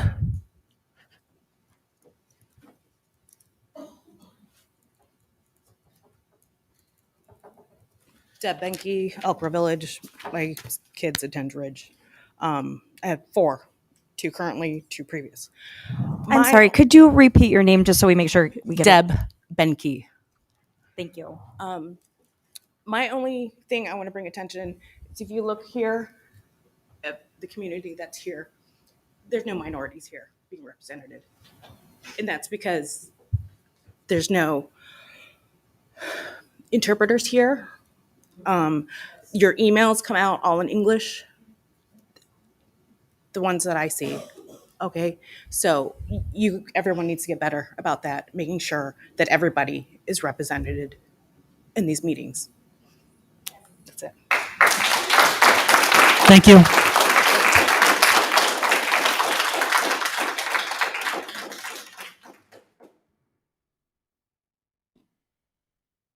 Anyone else come to speak before the board? Okay, with that, we will be moving on to. Could I make one comment before we move on? You can save that until we get to our, It has reports to to the Board of Education. It has to do with. We don't respond to questions or comments. I'm not responding. I'm commenting. I'll give it Okay. later. Thank you, Mardell. Randy, real quick, one point that I forgot to mention will be part of the task force responsibilities is also looking at the timeline for implementation.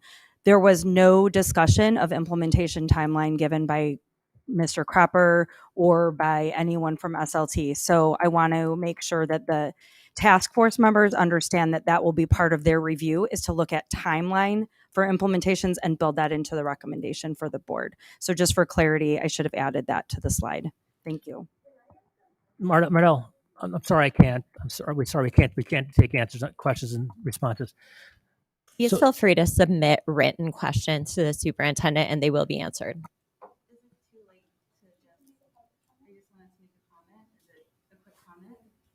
You know what? Well, we haven't really moved on, so. I will defer to you. Sure, why don't you come on up?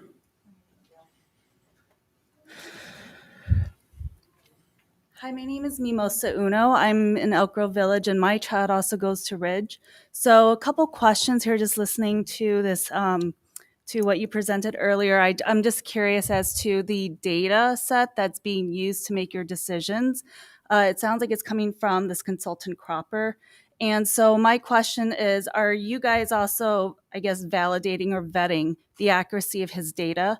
So in my profession, I'm in procurement and I work with data all the time, and to make decisions and whatnot. So that just kind of sounds concerning, especially considering that there seems to be some inconsistencies in terms of what Cropper has presented over the years. And these are really important decisions that are being made, right? These aren't being done lightly. These aren't just looking at like what programs to offer to we're talking about reshuffling, redistricting, regulation, all of this other stuff. And then my other question is with the, so numbers are numbers, but they don't necessarily tell, they don't give like the qualitative story behind it sometimes too. So I guess I just asked that, with this task force that, best practices are being looked at with each of these schools. I'm sure each of these schools have, their pros and their cons, but that there's definitely some best practices that can be used across the board, however way it all ends up. I may sound biased towards Ridge. However, I can say that my son has been flourishing there just based upon like that family environment where you have like the older kids and the younger kids. He's in 4th grade now. He's been there since kindergarten. And so just that setup and the support, the teachers, like that relationship that's built, not just amongst the students, but with the staff too, that's been really important. And then, in terms of the academic calendar, I talked to a lot of my friends who are in other districts, including their administration of other districts like U45 and everywhere. And so there is a benefit to this, to the balanced calendar with the shortened summers and then with the bigger breaks. You have families, you give them choices. They're not fighting or competing against traveling during peak times, these intersession workshops that are available. I mean, it's just it's just helpful. You have a shortened summer. The kids retain information better. I want to thank you for letting us keep the Chromebooks over summer and 30 with seconds. access. So there's just best practices here that I think should not be overlooked in terms of how the dust settles and how you guys lay out your schools and your programs. Thank you. Thank you. Was one of the person was? Yeah. Oh. You only use a few seconds. Go ahead. I'll let you. No, seriously, my only question is why is Ridge off the District 59 website map? You look at all the schools, our school's not on it. And you guys say like you haven't made a decision yet, but I mean, it really can feel like this decision has been made. Okay. So, What? as well as no mention of kindergarten, like So- for next year, I believe. I have to look into that. I don't know specifically about that one, but Ridge is not on the 59 website map. Okay. So, All right. Please submit the questions to the superintendent, and I'm sorry? please submit the questions to the superintendent, and she will answer those questions for you.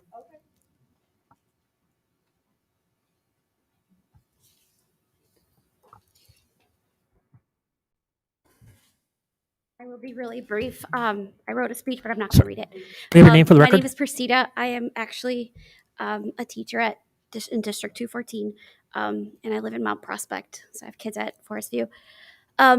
Two things. Number one, when I saw the presentation from Cropper last week, I saw that there was a whole lot of emphasis on trying to balance demographics to match the averages for the district. My really big issue with that is our neighborhoods don't match the demographics for the district, and demographics change a lot. I've been at Oak Grove for 17 years, and I saw demographics change a lot. So in a few years, we're going to be at the point where we say, oops, we made this drastic change, and gosh darn it, we moved everybody around, and now the demographics are messed up again. Now what do we do? So please be really careful in moving around everybody, and in a few years we're back where we started from, and the demographics don't match again. I wholeheartedly agree that no child should travel 66 minutes to get to their school. No teacher should be in a class with 32 kids in their class. And all of those other pieces that we called equity. Absolutely, I agree with all the rest. But please be really careful with trying to match the averages to the district averages in terms of demographics, because demographics change a lot. Again, I've been around long enough to see that. The second thing is there are like I just mentioned, there's a lot of kids who travel a really long way to get to school. I strongly feel like we do need to look at the borders and the way that the boundaries, and take a look. There was one plan that mentioned boundaries, and it was kind of like haphazardly done. It was like, oh, maybe this is a plan, let's move on to the next one. Please take a look at that one again. There's kids that, like you said, your child travels really long, and there's other kids that travel really long. We get the kids that come from Grove and from Friendship at Elk Grove High School. Some of them in junior high travel really long distances. Grove is huge. You know this. Please, has anybody gone and talked to the parents and the kids in their native language and asked them, how do you feel about the fact that there's that your student 30 that seconds. your kid has a school a few blocks away, but they're being bused to another school across town? Please take the time and ask that in their native language. Thank you. Thank you. What?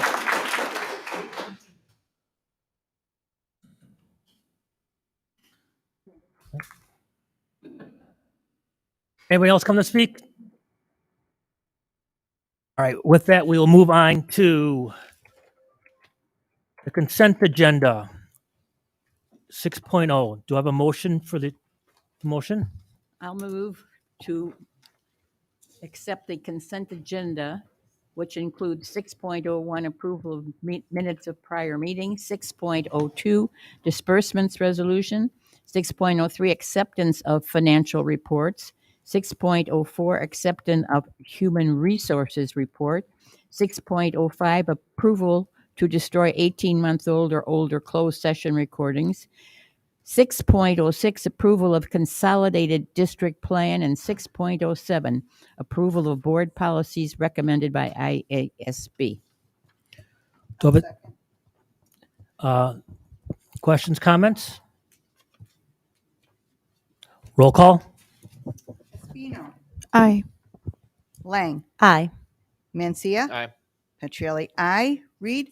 Aye. Sager. Aye. And Schumacher. Aye. And the motion passes. Okay, item 7.0, there's no discussion items. So move on to item 8.01, action items. Can I have a motion? I'll do it. Okay. Be it resolved that on the 8th day of August 2022, the Community Consolidated School District 59 Board of Education approves the supplemental savings plan for TRS as presented. Do I have a second? I'll second that. Questions, comments? Roll call. Lang. Aye. Mencia. Aye. Petrielli. Aye. Reed. Aye. Sager. Aye. Schumacher. Aye. And Espino. Aye. And the motion passes. Okay. Item 10.0, new and continuing business and announcements. Oh yeah, I'm going to skip the superintendent report. Sorry. 9.0, strategic plan departments all reports. I think you're going to turn this over to your team. Yes, I will turn it directly over to my team. Thank you. So as part, a request came through to review. This was some data we shared after the benchmarking report, and it's really a tier one comparison to last year's spring data to this year's spring data. So if we could open the, so a couple pieces to keep in mind as we look at this data. So on the math side, it truly is apples to apples. We used iReady as the assessment tool, so that allows us to really do a nice apples to apples piece. We do have to keep in mind, though, this is back to 2020-21, where I think even at the end of the school year, we still had about 30% of our kids not in school, but working from home. So this really connects to our 80% goal. The next slide hits some of those things just to consider. So we also, because the way Branching Minds is set up, once we roll over into a new school year, they automatically exit any students who are no longer in the district. So if you moved or you're an 8th grader, it's out of the system. So it's about 1,000 less kids. So it's another thing to consider. I mentioned the 70% piece. Math is good. On the reading side, we used iStation in 2021. So Tricia Senni, our coordinator of data and assessment, likes to say that would be a nice red apple to green apple comparison. So it's reading, but different systems. So the data, the norms, the benchmarks and things are going to be a little different, but it's a good thing to review. So as we jump into the data, we'll look at math first. So as we look at math, you can see over that the top piece is really tier 1, tier 2, and tier 3 data over time, all kids. So you can see, again, this is that nice apples to apples because it's based on the iReady data. So we saw some nice growth over time. I will say we're most excited to really compare fall to fall data this year. Last year we were pretty much back, different, but back, and then how that looks this year. But you can see how that flows. Then you can see how it flows by grade levels and then by schools. So pretty much across the board, outside of really one grade level and one school where it basically stayed the same, we saw nice growth across all schools. And really this is, again, all kids in math. So a real positive, I think, as it's been mentioned a number of times, the curriculum focus, the training focus, the work of our staff and kids is really played out in an area of focus for the district these last few years. The next slide really breaks it then into the demographic groups. And you can see how that flows. You see, I'm going to jump on the Native Hawaiian Pacific Islander. You see some big swings there. That's 22 kids. So all it takes is a few kids to go up or down. So you see impacts like that, just to point that out. But again, across demographics, you could see we had nice growth. This is actually a good slide if you view at it to see that achievement gap. So if you look at, so if I'm free and reduced lunch, at the end of the year, we are at 52% of the kids within that tier 1 target. Our non-free and reduced kids were at 77.6. So you see those pretty significant differences, and to me, that's that demographic impact on standardized benchmarking type tests. And you see how that flows across the groups. So that was math. Then if we could jump ahead to reading, again, different assessments, but you could see how it plays out. Again, that top piece, that's every kid across the board. We lost a little ground when you compare the two. We did maintain in tier 3 and move a few kids, came into tier 2. Then you can see how that flows across grade levels. I think the positive, you look at those primary grades, K and 1, we see some nice growth there. And then you see some variety of results across all the different grade levels. And then the same with schools. Some we see pluses, some we see minuses. Again, no worries. No, I was just going to reinforce that our goal ultimately that every one of those categories is at 80%. Whether that's a grade level, a school, a demographic group, that if we're 80% across the board, our belief is that then we can meet the needs of every kid in every classroom every single day and provide the supports kids need. Because when it's 20% of the kids versus 50% of the kids, we know how that plays. And then finally, the next slide on reading breaks out the demographic groups. So you can see how the different groups play out. So the race piece, just for clarification, that's federal race. That's how the feds define race. When you enroll your child, you have to pick one of those. Then you also have to pick, are you ethnicity, which is the Hispanic piece. And then we have our demographics, IEP, multilingual, free and reduced, and female and male. So can we go back one slide from this one to the grade levels? So what do we make of those grade levels who had the significant double-digit decrease? Now, I realize that we've got the red apples to green apples, so we don't know the significance of that data necessarily, but what I are think your an thoughts on assumption that? we would have, actually, and we heard it tonight, if you look at the grade levels it falls in, grades 3, 4, and 5, that, that is, our focus has been on those intermediate grades as a district MTSS team. That's the areas where we've seen the greatest need and the greatest amount of focus. So they're pretty significant, but I do think that's an accumulation of a lot of things over time, whether that be our curriculum transitions, COVID, and everything that goes with that.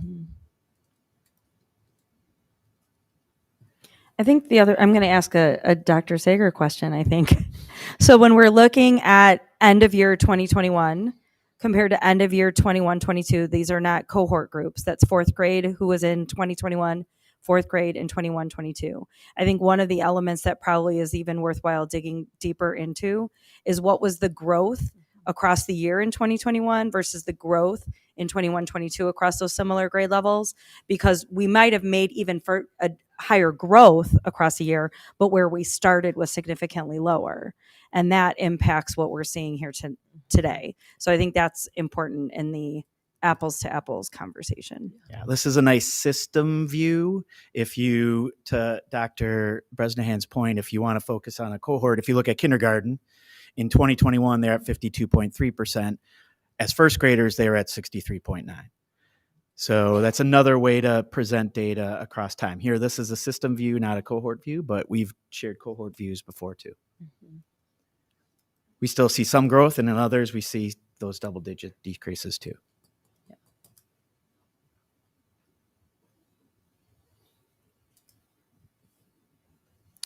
I think, is there another slide? We already hit this one. And I think that's the last one. Any other questions?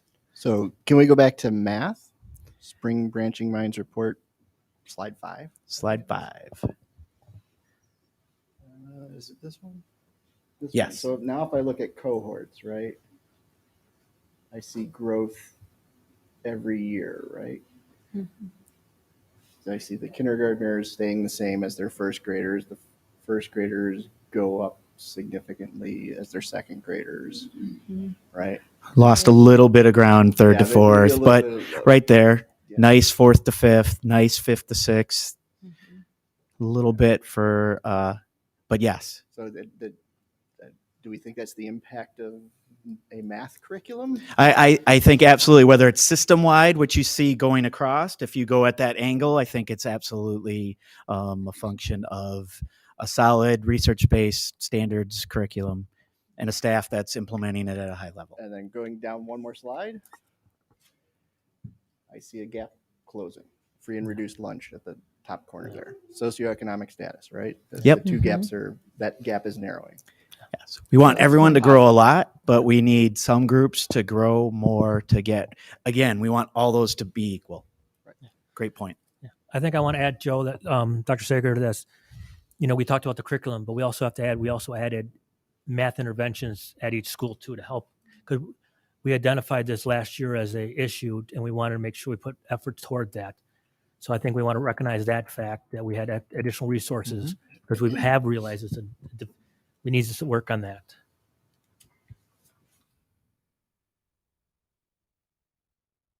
Other questions or comments?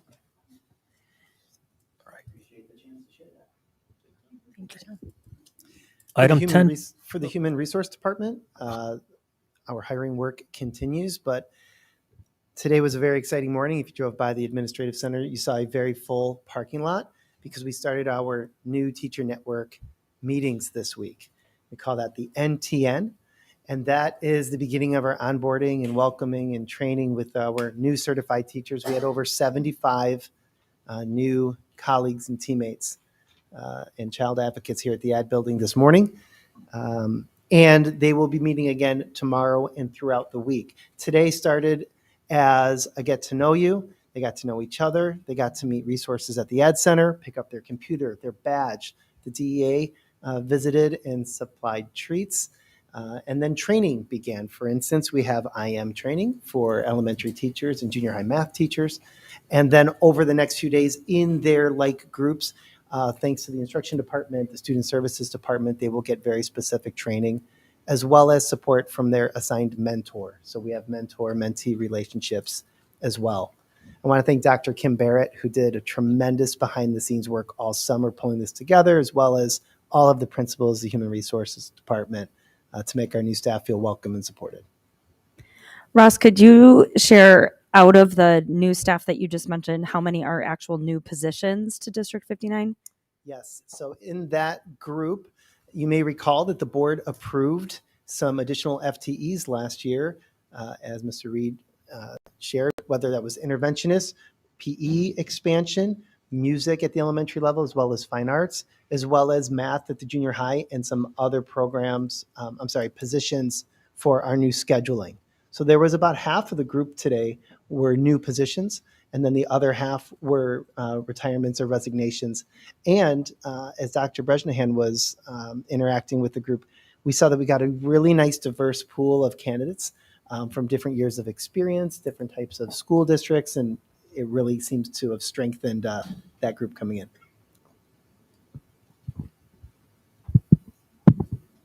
Good evening. I shared a little bit earlier around our curriculum work, but just to recap a little bit, our real primary focus as we enter the school year is going to be working on our year 2 math plan to make sure we maintain our work around that, including supporting our junior high teachers, who we are going to be differentiating a little bit with them and getting some feedback from them on what they need for professional learning.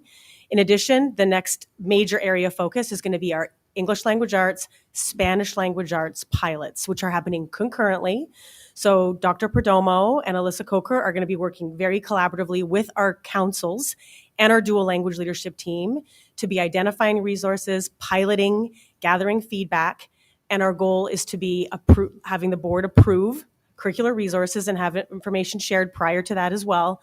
Hopefully the junior highs very early in the new year, and our elementaries shortly thereafter, so that we can spend the second half of the school year switching our literacy council to a literacy implementation team to plan for an implementation that will look similar to what our math looked like, so that we have a very focused, targeted, and structured rollout of the curriculum.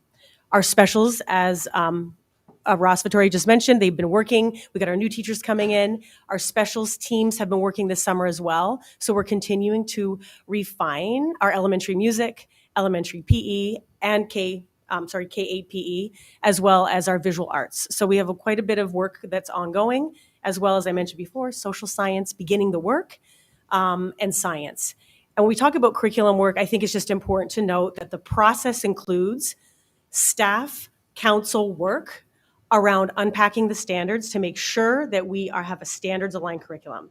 That is a critical piece, so that when we go to select curricular resources and implement them, staff understands the intent of the standards and how they're being delivered in those resources. So that's the ongoing work, and it's very much a collaborative effort with staff, administrators, and the instruction department. Similarly, as we begin this school year, we have a focus on junior high SEL. So we are entering into a hybrid block schedule with our junior highs, which allows for a lot more differentiation of instruction based on student needs.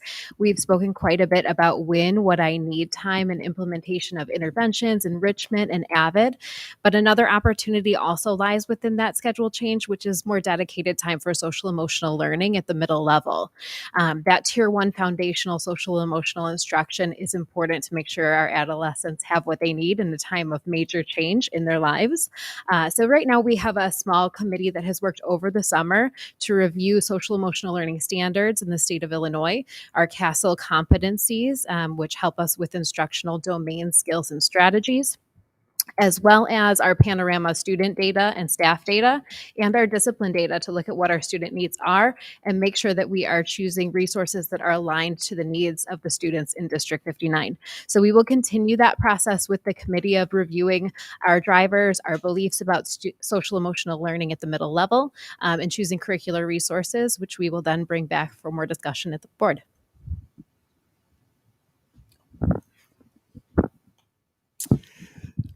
Good evening. So in the business office, the majority of this has been a lot of just making sure that we do have resources that are being placed in the right spot. So the first thing we looked at recently has been the operating expenses per pupil that we've discussed. Dr. Bresnahan, I apologize. It was just under 14, as you said. It was between under 14 to 19 and $1,000 per pupil in terms of that gap, despite the fact that I had mentioned about how the tax rate is not different. We do have the lowest tax rate in the area still, so that is a positive. The other piece that I've mentioned this probably the last couple of months to celebrate is that our board has a board policy for 50 to 60% fund balance. We are at 91% just in operating alone, which means that there is money there that needs to be utilized to continue improving every child and every facility. I saw Mr. Cox, by the way. I wanted to say hi to you afterwards, because that was an example of somebody who showed up in our finance and facilities committees. I applaud him for that and helped us create a 10-year plan that now our facilities we feel good with when we can revise as needed. So first of all, I want to give a tip of the cap to you for that. And I want to say hi to you in a little bit. I mean, that's going above and beyond. The other piece is ensuring that the curriculum team does receive the resources that are required. When I taught, I saw Avid in person with students that it made such a difference because they didn't know certain skills. Like Mr. Mancia just said, it was difficult for people to understand what they don't know. And that was up to me as a teacher and to all of us to do the same thing. And Avid will provide that. It is all research-based. I really appreciate the fact that the team is doing that. Also, our state tier money has come out. No surprise here that we are in tier 4 out of 4 for the state of Illinois, which means they think we should be heavily dependent on local revenues, and that's it. So they gave us an increase of $7,500 for this given year for education. So you can applaud them for that and another time, just not here. And then being proactive, I again commend Dr. Ossel and our operations team about school safety. That's been a lot on our minds, even prior to what's been going on in Texas. We do have a meeting coming up soon, and we want to make sure that our objectives are correct on that. So that's kind of what's happening. We're just trying to make sure everything is running perfect for our kids. All right. I just have a couple things to add. So I do want to say in terms of our tier funding and that, not to badmouth our state board of education, because coming from a district that was tier 1 and the opposite end, it's about leveling that playing field and at least getting every district in the state of Illinois up to 90%. That is equity work. So we are incredibly fortunate that we have a tax base. Ron has shown us over the last couple of meetings how unique we are in Cook County even to have our tech park that really provides a lot of commercial industry for us that offsets and keeps our tax rate for property owners low, which is a tremendous asset to our community, and it's a unique quality and why I will forgive us being at tier 4, because that is a positive thing that I think we can celebrate as well. And Mr. Ben Gray is not with us this evening. He is on a very well-deserved vacation, but he is tuned in right now, and he would be really upset with me if I didn't take the opportunity to share a couple communication points.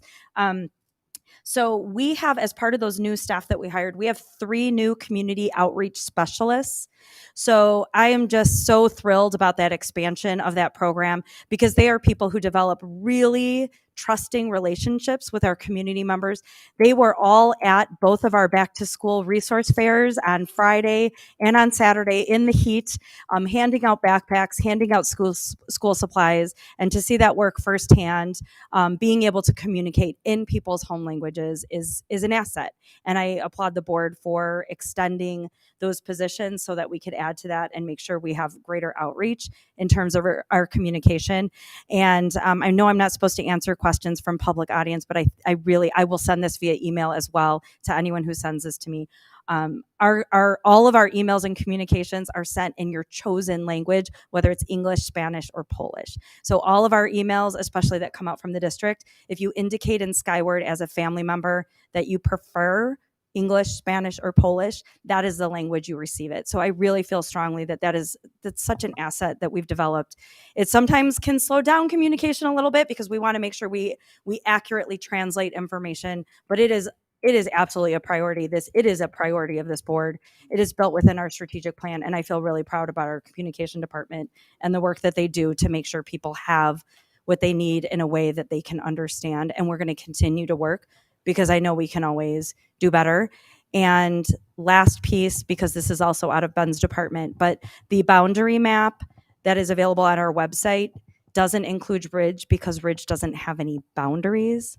So I want to find a creative way. I really appreciate our audience member sharing that information about perception of how that's received and how we can improve that, but still understand that it's a boundary map, and there are no boundaries because anyone within District 59 can attend, which is also the selling point. So we will work to better present that information to our community. So thank you. Does anybody have any questions related to the items? All right, item 10.0, new continuing business and announcements. We have nothing. You want to make your announcement? Okay. Unfortunately, what I wanted to say was to give you all a wonderful compliment, an audience compliment. And half of you are gone, and half of the people who made comments didn't get up, and now they're gone.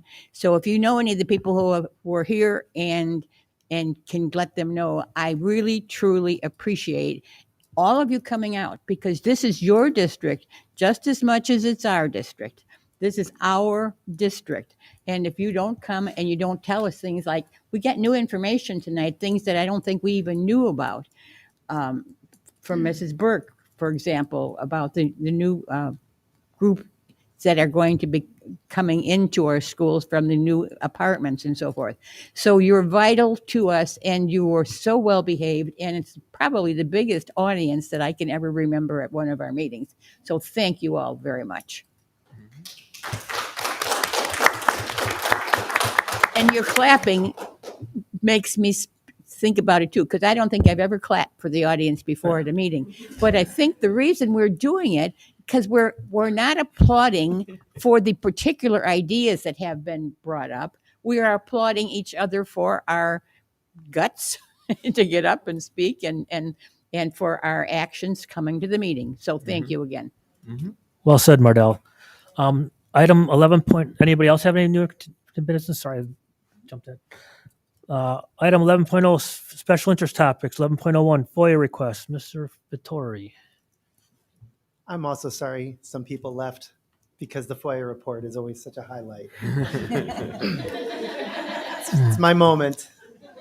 And there was the Human nothing? Resource Man. Department has responded to 3 FOIA requests since the last report to the board. All right. Go, Ross. That was a slow one. Item 12.0, reports of the Board of Education. I got a bunch of them, so if anyone wants to go first, go ahead. Yeah, just real quick, just to jump on what Dr. Bresnan said, with the community resource, am I using the right title? The 3 new outreach specialists, yes. Because we had the back to school events at J and at Oasis, the mobile home park. And Marlon Sr., Nelly Perez, Melissa Tejeda, they do such an amazing job out there because parents hug them. Kids hug them. I'm standing there, nobody's hugging me. Nobody's hugging me. But they really do an amazing job. And every time we go to one of these events, I always make sure to stop and thank them, because the work that they're doing, not just at these events, not just during school hours, go above and beyond what's asked. So I just want to really thank them for that. So I kind of like to add into that a little bit. I think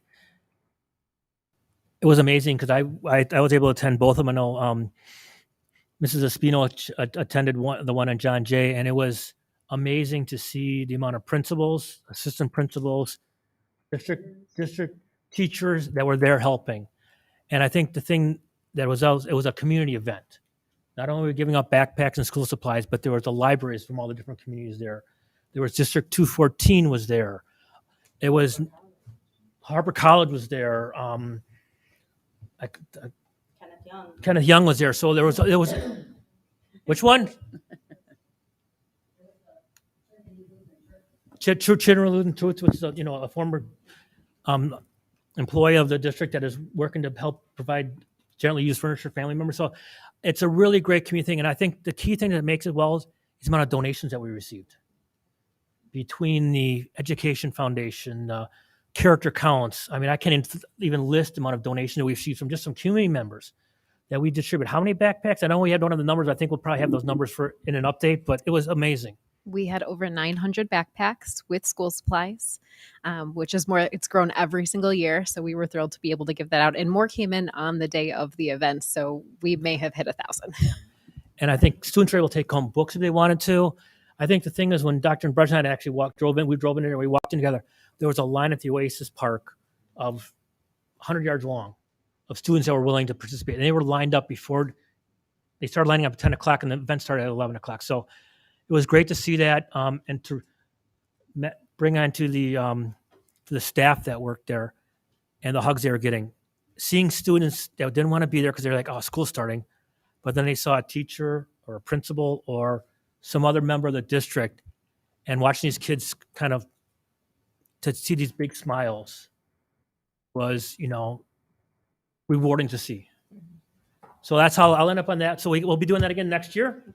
So when you see those vets, we could always use more donations because there's always need out there. I'm going to go ahead into two things that I did or that I was participating in.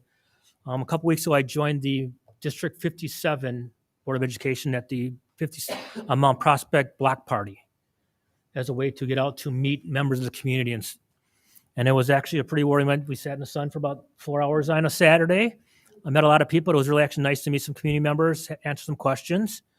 After that, I also met with the president of River Trails and the president also of District 57, and we met for dinner and just to hang out for a couple hours just to talk about issues that we're facing in our district.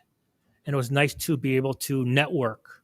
It was the first time that I've ever done that with other board members from another district. And we have set a date to meet again to talk about more issues. And I learned a little bit about some school pairings that they had in one of their districts. So I learned a little about their stuff and I asked some questions. Same questions you're type asking right now. So, but it's a nice way for me to get to know people. We're actually talking about maybe trying to expand it as we've got more comfortable with each other. We're looking to expand it to more so we can have commonalities across our districts. I know our superintendents meet to share issues and things they're facing because one district may have this issue that another district's about to attempt or try on, and they can share experiences and learn from them. So those are two good things that I was able to attend, and I hope to continue doing that. Anybody else? So I have NSSEO report. So one major announcement is Judy Hackett, who is the superintendent for a long time of NSSEO, has announced her retirement in 1 year. So the organization will begin searching for a new superintendent. I was also, as part of the negotiating team, very happy to note that as of the end of July, I believe, all three of their schools hit 93% staffing, which special education has a much higher demand for classroom aides and ESPs, which have been extremely difficult to hire. And so the fact that we're getting there even at, Kirk campus, which is high school level, which is very difficult students to work with, is, a testament to the new contract, hopefully, moving things in a positive direction. That's excellent news. Anybody else? All right. Can I have a motion to go to closed session? I move that we go to closed session for the discussion of items A through D as listed on the agenda. I'll second it. Second it. Roll call. All right. Lang. Aye. Mancia. Aye. Petrelli, aye. Reed. Aye. Sager. Aye. Schumacher. Aye.